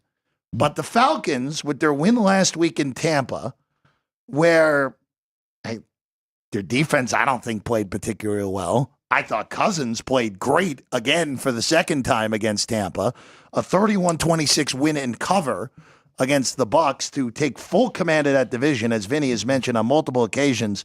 When you sweep in 3 division, games. I mean, technically it's a 1-game lead, but it's really a 2-game lead on Tampa now for Atlanta. And they welcome Dallas, where for a half, all right, Dallas, maybe Dallas finally gets their act together. All right, and then that third quarter comes and like, oh, well, maybe not. Losing again to San Francisco. I know they only lost by 6, but that game wasn't as tight as the final score indicated. This is a toggler. Atlanta 2.5, 3, 2.5, now back to 3, 51.5 in a game where I'll just say this. This is my only thoughts on this game. If you have any idea what's going to happen in this game, you're a lot smarter than I am, because I have no clue with either of these teams on what I'm getting on a weekly basis at this point. Kind of like the favorite. Just like right now, you look at Dallas. They can't run. They can't stop the run. And boy, in the NFL, that is just not a winning formula. And I know it's become a passing league. It's become a quarterback league. But still comes down to blocking and tackling and running the football. If you can do that and do it extremely successfully, you'll win a lot of football games. And right now, on one side, Dallas can't do it, and on the other side, they can't stop it. I mean, Atlanta, I don't want to go crazy over 1 week. They'd be a very crippled up Tampa Bay team, but I was pretty impressed. I thought they looked pretty good. But I don't want to go by just 1 week. But nonetheless, I think that, this Dallas team just looks like a disaster, and I don't see a way out of it at this point. I think they just keep heading downhill. I think if you're going to bet the Cowboys in this game and take the 3, you've got to hope that Dak Prescott doesn't turn the ball over, because that's a major problem for this team in terms of giving up possession, but giving possession in good field position and momentum right back to the other side. So if you're going to back the Cowboys in this one, that's what you're banking on, is that he's going to protect the ball. He's going to make better decisions with the football. But this one will keep going back and forth, I think, between 2.5 and 3. Yeah, again, if you know what's going to happen here, good for you. This is just such a difficult matchup with just the inconsistencies of both of these teams. Like Vinny said, turnovers, both sides. Yeah. The games where Cousins hasn't protected the ball, but Atlanta's lost this year. When he has, they've been much better, obviously. Just the rule of thumb, obviously, in this league. All right, let's go to a game that would actually have 2 playoff teams entering this week. Right. We all expected Baltimore to be there. We didn't expect Denver to be there going into the year, but the Broncos have taken advantage of a high-end pass rush of their own and a fairly easy schedule at the beginning of the year to get to 5-3. And now the competition's going to ratchet up for Denver because they get Kansas City this week, or next week. Now they get Baltimore this week. There's some question about Lamar Jackson. He's going to be available battling an array of injuries at this point. He was at practice today. And knee. He's back today. Chris, you open 8.5. You're now 9. 44 to 46.5 on this total in this one with Baltimore at home against the Denver Broncos. I really like the favorite here. I think if you look at the Broncos, they have one impressive win. They beat Tampa Bay in Tampa. And I'm not sure that was even all that impressive. They scored 6 points in the fourth quarter, to win that game. Otherwise, they beat up the bad teams and they can't compete against the good teams. And I think right now, Ravens are a very good team. Now, they didn't show it all the time. Certainly didn't show it last week. They've been a little inconsistent. But right now, I don't see them stopping the run with Derrick Henry. And I think that's opening a lot of passing lanes for Lamar Jackson. I understand how good the Broncos defense has been, but it's really shown most brightly against very mediocre to bad teams. And I don't think that's going to happen this week. And I like the Ravens a lot in this one. Ravens, they laid the 8.5. They're probably going to tease them down, and this number will go up. I don't think we'll see Bronco money until if it gets to 10. All right, again, another play on the number, but I think we're going to need the Broncos in this game. That's for sure. I'm with Chris. I like the favorite here. Yeah. I just am a little bit concerned about Jackson being dinged up going into this game against that type of pass rush. And I'll just say it again about Baltimore. It shouldn't impact them this week because even though Knicks was better last week, look at the opponent he was playing. He was playing an injured, awful defense in Carolina. Baltimore's defense, though, scares me. They're not that good. I thought it would be better. Because they're not coordinated well. No. And they lost McDonald, obviously, to be a head coach in this league. 3 of their defensive assistants went other places. Anthony Weaver's in Miami. The defensive coordinator who's escaping me for the Titans was a Baltimore guy, and they promoted Orr, who was probably the least experienced of the bunch of those defensive assistants. And this defense that has too much talent to look like they have for the majority of this year, I don't think it impacts them here. But in those games against Pittsburgh and the game when they play Cincinnati again on a Thursday night, it scares me, at least long term with Baltimore, that defense just does not look like it should with all that talent there. All right. Speaking of Cincinnati, another AFC West versus AFC North battle here. The Bengals are 7 in this one against the Raiders. T. Higgins looks like he's not going to play again for Cincinnati. And look, this kind of feels like a Murphy's Law year for Cincinnati, where just everything that could go wrong has gone wrong so far for them. Even in a year where Burrow's played pretty well, you had those 4 one-score losses in a row to begin the season, and now last week they have what is one of the best drives any NFL team has had all year to open the game. Marathon, 10.5-minute drive, 7-0 lead after 1, and then Philadelphia whipped them. Yeah. Whipped them the last 3 quarters, 37-17. So 37-10 in the last 3 quarters in favor of Philly. I don't know if Cincinnati's able to get out of this. And then on the Raiders side, I mean, we kind of know what they are at this point. They're a bad football team that would behoove them for the future if they lost as many games as humanly possible to get the high draft pick and a new quarterback in there at this point. I like the Bengals, but boy, I mean, it would be more a bet against the Raiders than it would be a bet on the Bengals. Raiders have a ton of problems. I'm not sure Antonio Pierce is shown to be any kind of a coach. They have quarterback problems.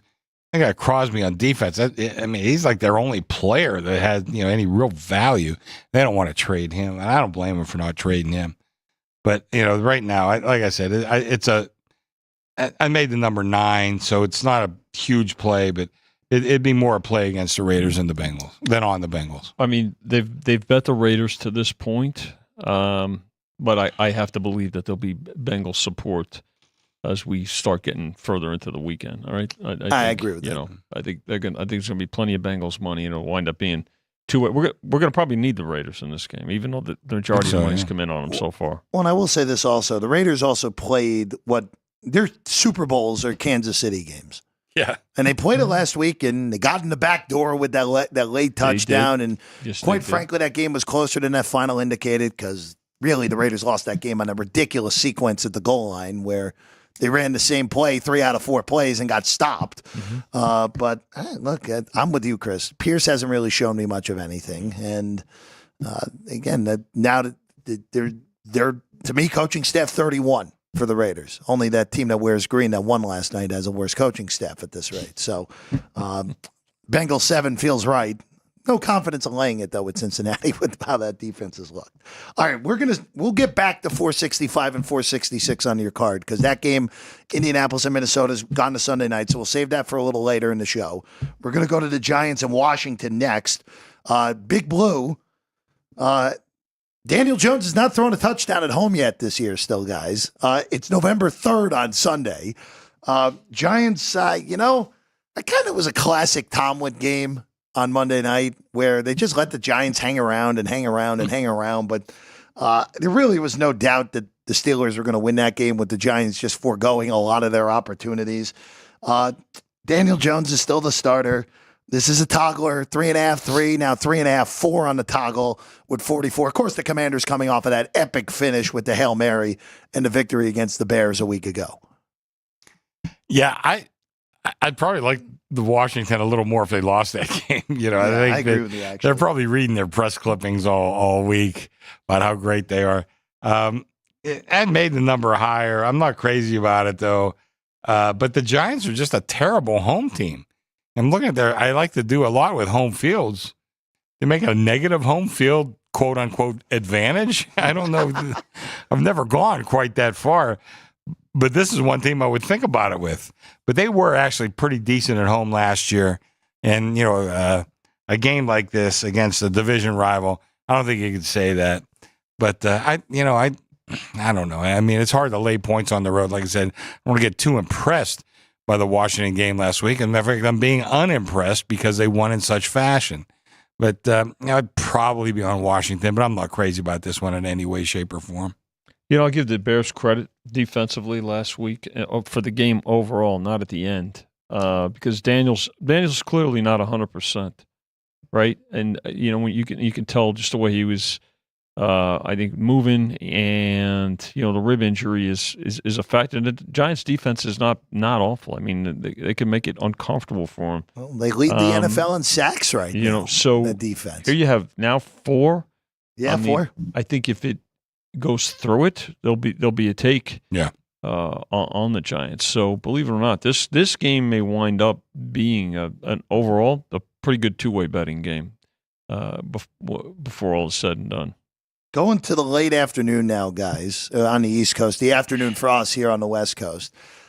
In the rotation numbers, just three straight really interesting game, actually, with the first one being the Arizona Cardinals welcoming the Chicago Bears to Glendale. Bears, of course, coming off just that debacle at the end of the game, as we know, had that game won until they didn't after really getting punched in the mouth the whole game by Washington. Cardinals, that was a really strange game flow last week against Miami, where it felt like the Dolphins were in control basically the whole way, and then you look up late in the fourth quarter, it's like, oh, Arizona's driving to go win this game, and guess what? They did. They won the game 28-27. Huge game for us last week. No, I was my biggest winner was the Cardinals. I liked them myself, but it was a huge game. That was in your picks a week ago as well. I'm fascinated by both of these teams because how does a young team in Chicago respond from that last week? True. And on the Arizona side, look, I know you're not the biggest of Kyler Murray fans, Chris, but Kyler Murray's been awesome this year. And also, by the way, one last factor that Ryan McCormick brought up earlier this week. There is a new Call of Duty video game coming out this week. Already out. That's always a concern when you're involving Kyler Murray because we know how much he loves his Call of Duty. Is that right? I didn't have that in my number. Text me that stuff, Ryan. Jeez, you got my number. I really have no opinion in this game. I made it a pick 'em. That's one of those things where the most disturbing part about the Bears' loss last week is when Eberflus said that 15 yards didn't matter on the play before the Hail Mary. I mean, how can you say that? I mean, how can anybody with an ounce of logic say that? I got no opinion, but I think it's going to be a good game. And by the way, Kyler Murray, you're right. I've not liked him, but he's having a hell of a year. I cannot deny that. I mean, I got to go with what I see. And this kid is playing well. I've never liked him.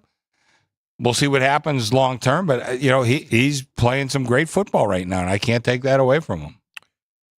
They they kept the defense up again. Put the final plays aside for a moment. The defense they kept the Commanders out of the end zone. Yeah, defense was great until that last drive. I mean, for 59 minutes and 50 seconds. Yeah, I mean, or more. Yeah, right. I mean, so the response, Jeff, to your point, what's the response going to be? The Cardinals, they never let up. They always hang around, and then I mean, they've won 3 games this year on a last second field goal. Think about that. I mean, so they just make it difficult on the opposition. So young team, a coach that you would hope can learn from it, and that's going to be the key with the Bears, and basically a pick'em game.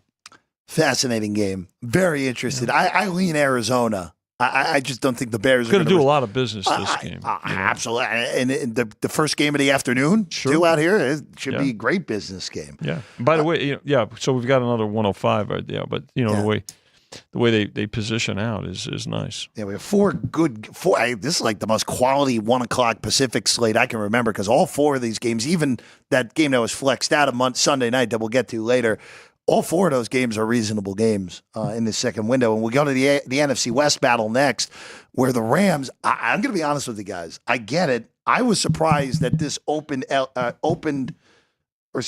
opened Seattle 1, but then it was quickly bet to Rams as the favorite in this game. It's been stuck on 1.5 since Tuesday of this week. Puka Nacua left practice yesterday with an aggravation of the knee injury again, so we have to monitor that. The Rams and the Seahawks both have 4 losses. Seattle has done a horrible job of playing up to competition this year. They've really just battered bad teams in their 4 wins. And the Rams, look, if Nacua is healthy enough, the Rams kind of showed you who they are on Thursday night against Minnesota, which is a team that is more than capable of winning the NFC West with everyone in that division 4-4, 4-4, 4-4, 3-4. They're all essentially tied in that NFC West right now. Matthew Stafford's been around a long time now. Yeah. I was never like his biggest fan. I always thought he was good, never was his biggest fan. Tell you what, this kid is showing me a lot of guts this year. I mean, there's some games I thought they were out of. I thought he's been pressured a couple of times. Now, I got to tell you, I think the Puka Nacua thing's pretty big. Oh, yeah. With Nacua, I made the Rams 2. Without him, I'm not sure what to do. I'd have to definitely lower him minimum half a point, maybe even a whole point. But I'd have to see what's going to happen between now and game time. Questionable officially. Yeah, I mean, I think they need him myself. But I got to tell you, I've been very impressed with Matthew Stafford this year. Just the way he conducts himself, the way he leads that team. And I think Seattle, we got a little ahead of ourselves on this Seattle team. You're right, Jeff. They've kind of beaten up some bad teams, and maybe that warped our perception a little bit. I'm not sure they're all that good. I kind of like the Rams, but if I was going to bet them, I'd definitely wait to see what Puka Nacua's stature is. The one other note, because there is another receiving note on this, DK Metcalf officially ruled out today for Seattle, which is obviously a huge deal. Yeah, that's big too. Okay, maybe that neutralizes it. Yeah, it just at least for Seattle, it always just felt like 1 step forward, 2 steps back this year. You get the 3-0 start, and then you lose 3 straight. Then you kick the crap out of Atlanta, and then you get the crap kicked out of you by Buffalo last week. So it's just inconsistent for Seattle this year, Vinny. Well, I think what you have here is where, let's say, whether Nacua plays or not, Metcalf going, so maybe they cancel each other out. I just think that there's going to be more support for the Rams because the quarterback matchup favors the Rams. I mean, and I think that obviously being the key position. And Rams, listen, they're it's not like they're awful on the road. Not a knock on Seattle here, but who's come through more, and who's really played better, even though the records are the same. Who's played better? It's clearly the Rams, and I think there's going to continue to be Rams support. I don't see this going back to where the Seahawks close as the favorite.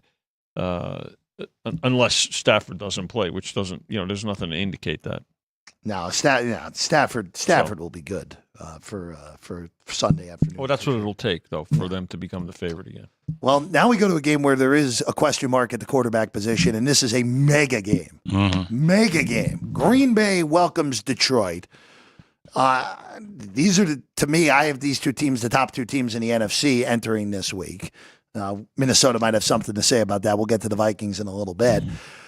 But this number's had a lot of movement because earlier in the week, it looked like Jordan Love wasn't going to be able to go, and it was going to be Malik Willis again. Opened 4, got as high as 5. As the week's gone along, Love has practiced the last 2 days. He's questionable officially, but with him practicing the last 2 days, I think it would be hard to imagine him not playing in this game.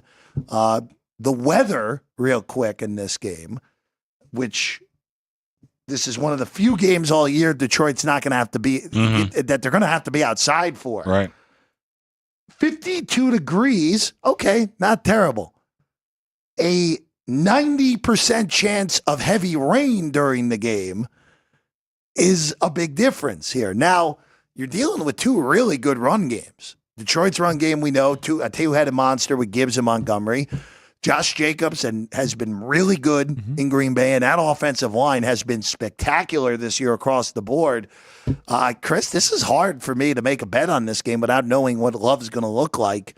2.5, I think, is fair with Love playing in this game, but we have to see how he looks with a groin injury in a sloppy, wet track. That's not great for that type of injury.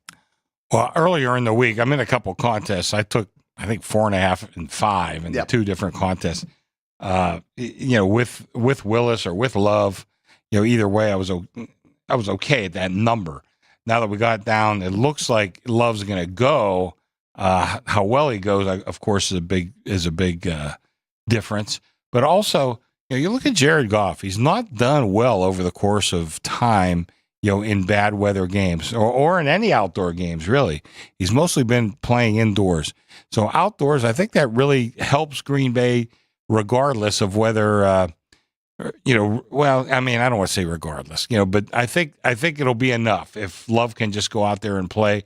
A lot of this, and I hate to say I'm betting against Detroit. Yeah. Because, they are the top of my, talking about my whole NFL, but I just think this is a very bad spot for him myself.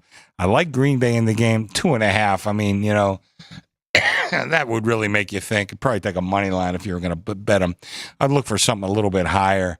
But I do like Green Bay in this game, regardless of who's a quarterback. I think I think it is kind of a bet against Jared Goff in this weather and situation. I think just doesn't play favorably to him. So you look at the betting pattern, right? Laid the number early because everybody knew that Love left the game. Right. Then all of a sudden it came back down because he was at practice. He's not 100%, and a groin injury really is it's nagging. It's difficult. It's like high ankle sprains. So they don't just go away in a few days or even a week. So Lions, absolute total fire. A lot of firepower. And Love is still he's turned the ball over more than Goff. And I think that's a concern. So I suspect that there'll be more support here for the Lions as we get through the weekend, whether he plays or he doesn't. But it's a great game. It's a great game to book, betting game on and top it's going to be one of the highest bet games, certainly outside of the primetime games. Probably the highest handle that we'll have tomorrow outside of and it's a better matchup too than. Better than the Sunday night game. Than the Sunday night and Monday night game, really. Yeah. The handle's all over the place with the point spread and the total. Yeah. So I think Vinny's right in that regard. Another 1:00 game. This was initially the Sunday night game, but they moved out of it because of the Jaguars' bad start. Honestly, they probably should have kept it. It's better than the game they put in. The Eagles are 7.5-point favorites at home in the Doug Peterson reunion game here. 45.5. Chris, I don't have a bet on this game, but I just want to bring up Philly real quick, where we were all mocking the Eagles when they went into that bye week because they got drilled by Tampa in that last game, where Tampa put 33 on them, and Tampa honestly could have put 50 on them if they tried the whole game. The week before that was that ridiculous game against New Orleans that they happened to win. And, of course, the week before that was the collapse at the end against Kirk Cousins. But since the bye, they're 3-0. Now, wasn't pretty against Cleveland, but the previous 2 weeks, They destroyed the Giants, and they pummeled the Bengals after the first quarter last week. This is an Eagle team that has really, really turned things around and have looked like, I don't want to get too out in front of it, but they've looked a lot closer to the team that made the Super Bowl 2 years ago than that team that started 10-1 did at any point a year ago. It's kind of funny what I'm going to say here, but I think the Eagles have kind of turned it around. Yeah, I agree. I think they look pretty strong. Now, that being said, I see some hope out of Jacksonville now. What are they, 2-6 or whatever they are, Jeff? Something like that. I'm not sure if they can get enough to make the playoffs. Very doubtful. But I do see them playing a little bit better football right now. And you're getting 7.5 in a game like this. I mean, that's a big number in the NFL. I don't, it really is. And I like Jacksonville. It's going to be one of my picks this week. I like Jacksonville. I think they're going to keep this game close. And and I really do think Philly's playing well. I would maybe look to bet them again in the future, maybe next week. I haven't even looked at next week's schedule yet. But I think right now, Philly is kind of, coming up to where they should be, where we thought they were after week 10 or so last week, or last year, until they fell apart. But I think they're getting to that point. I'm not ready to put them there yet, but I like Jacksonville in this game. I think they're going to keep this one close. Jags traded their left tackle, right, this week, didn't they? Yes, Cam Robinson's in Minnesota now. Which, again, left tackle is critical for protecting a quarterback. Did you say, Jeff, you thought this was a better game than the game that they put in? Personally, yes, because at least I think I'm kind of with Chris on this, where I like the underdog in this game to at least keep this game tight. We'll get to Indy and Minnesota in a second. Well, I think the Eagles definitely they're playing better. The Jags, I don't know. Coming back to stateside, right? And could have won last week against Green Bay. Yeah, they could. Maybe they're playing better. I mean, it's a play on the number here, especially plus 7.5. But a game that Philly's going to get a lot of attention, particularly on teasers and moneyline parlays, even though it's a big number. But again, the public loves to throw those big favorites into their multi-leg moneyline parlays there. So. Interesting game. Interesting to see. Curious to see. I want to see if Philly can sustain it. Can they have a second half opposite of what last year's second half was? Because that's going to determine, if they make the playoffs. Not only if they make the playoffs, but if it's a better one, then how they proceed and navigate through the playoffs. Maybe hopefully get a game or two at home. It's an Eagle Commander race in the NFC East at this point, as we all expected going into the year. But look, for Philadelphia, again, I'm with Chris. I think I think the Eagles win, but this feels like this is a one-score game. It's hard to lay 7.5 in an NFL game. And Jacksonville's very good at losing one-score games at this point. Yeah, they are. We'll throw that out there. All right, 2 games to go here. Sunday night first. Colts and Vikings. This game flexed, of course, back because of the bad start for Jacksonville.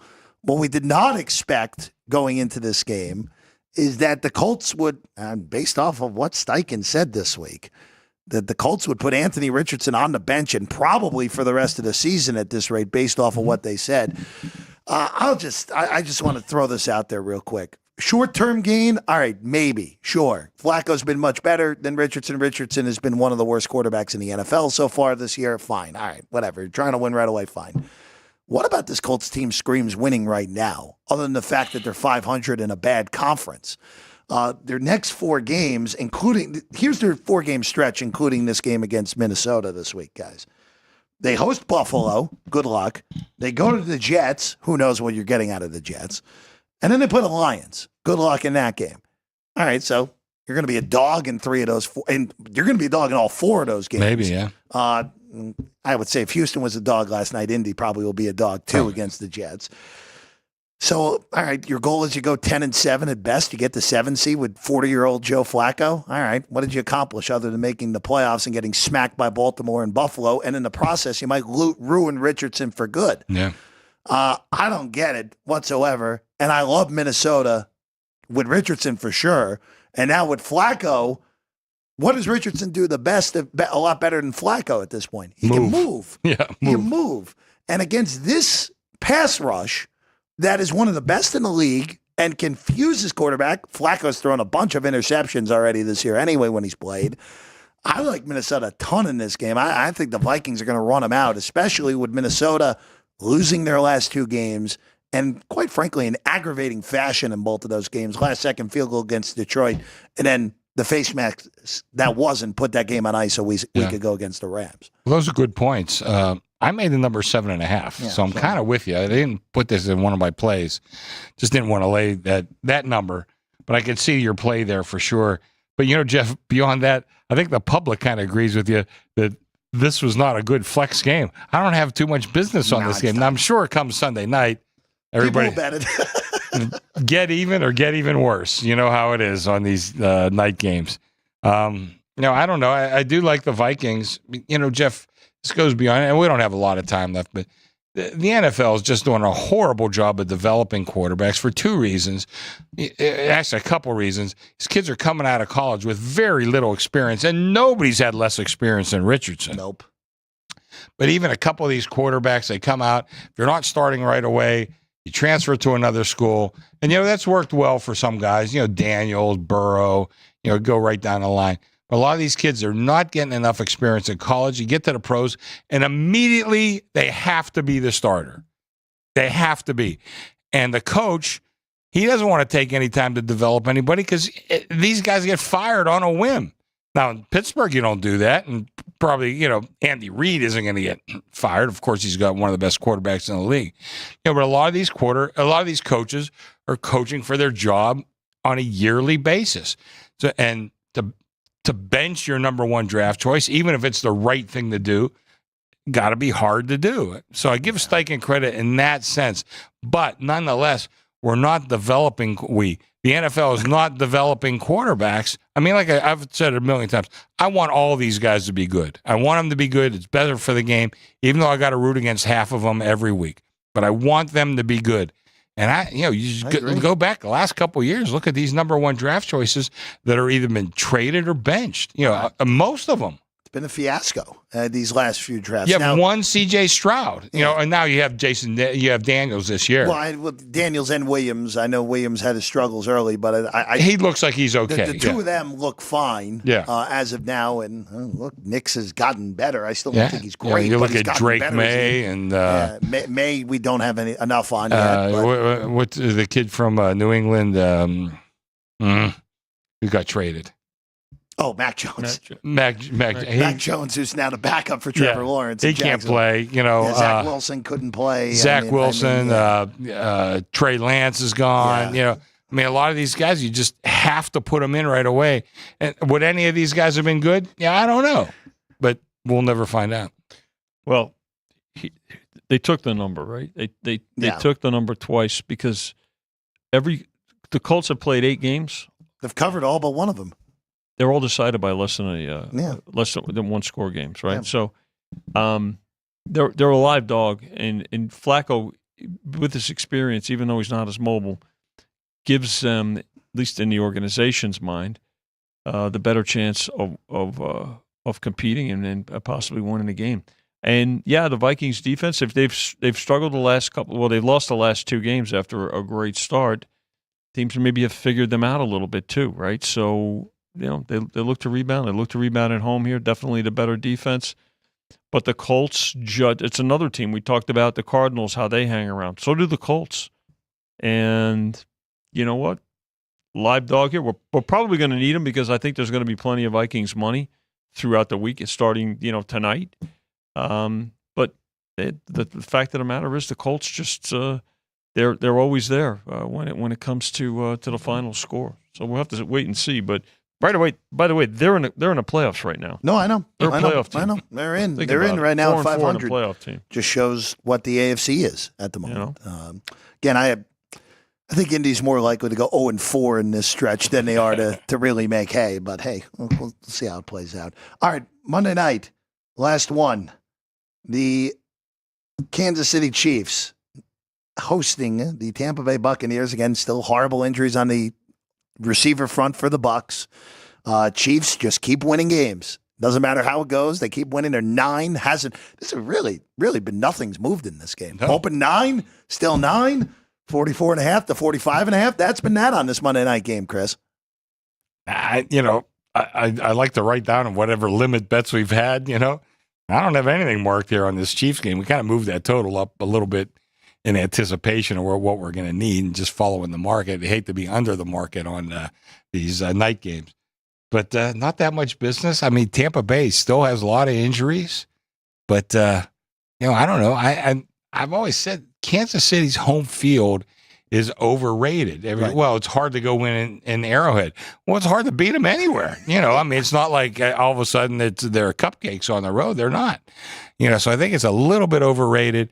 And, still, I'm a big Baker Mayfield fan. I think he's pretty gutsy quarterback. And I think he hangs in there with this team. I think he's got a shot to hang in there. But I wouldn't. I made the number 8, which means I'm not really crazy about either side here. But, I think this is going to be a tough game. Number hasn't moved yet. What's going to determine the movement is the carryover. And obviously everything from, starting last night is going to be going to it. Probably more going to the Chiefs than the Buccaneers in all likelihood. So I would say, even though I see some 8.5s out there, the likelihood of this number, staying at least at 9 or maybe even going higher, depending on that carryover, is gonna come into play. And it's the Monday night game, so everybody's gonna get involved with it. Yeah, and no feel whatsoever for this. Just the Tampa's offense, just without those two guys. I know they were reasonable last week against Atlanta. Just have a hard time seeing them being able to move the ball well without Godwin and Evans, who, again, we won't see Godwin again this year. Evans we won't see until probably the beginning of December. And their defense has been erratic. Their defense has been terrible for the most part, honestly. So, disappointing all the way through. All right, before we go, 5 plays from Chris Andrews this week. Mm-hmm. You want me to read them through? Or Sure, go ahead. All right, so Chris Andrews this week has 3 NFL and 2 college games. The 2 college games are Northwestern plus 2.5 and Tennessee minus 17. And then the NFL games, Carolina plus 7. Baltimore minus 9 and Jacksonville plus 7.5. So one more time, Chris is on Northwestern, Tennessee Volunteers, Carolina Panthers, Baltimore Ravens, Jacksonville Jaguars this week for Chris. What's my record so far? 27 and 20. That's what's that? 57%. That is right now on the year. The quick calculator gets us Professional making money 57.5%. That's a good percentage. Yeah, that will work. All right. That's all we got for you today. Tomorrow, Alex White and I are back at 8 in the morning, bright and early. We will hit that Penn State Ohio State game multiple times tomorrow. So whenever you tune in, you'll likely get that game one way or another. Vincenzo will join us at the end of the show as well tomorrow morning. So a lot to look forward to on that. Shout out to everyone who was in the chat. Shout out to our great crew, Drew Dog, Ryan, Vince, Jerry, and wherever she may be. Always awesome to have everyone along for the ride on these Fridays. Gentlemen, great work as always. Big thanks to Jimmy, wherever he may be as well, for popping in as always on the spa's show. a good bet. Oh, yeah, I think you're probably right, Chris. We'll see you again tomorrow at 8 a.m. right here on Sports by the Book.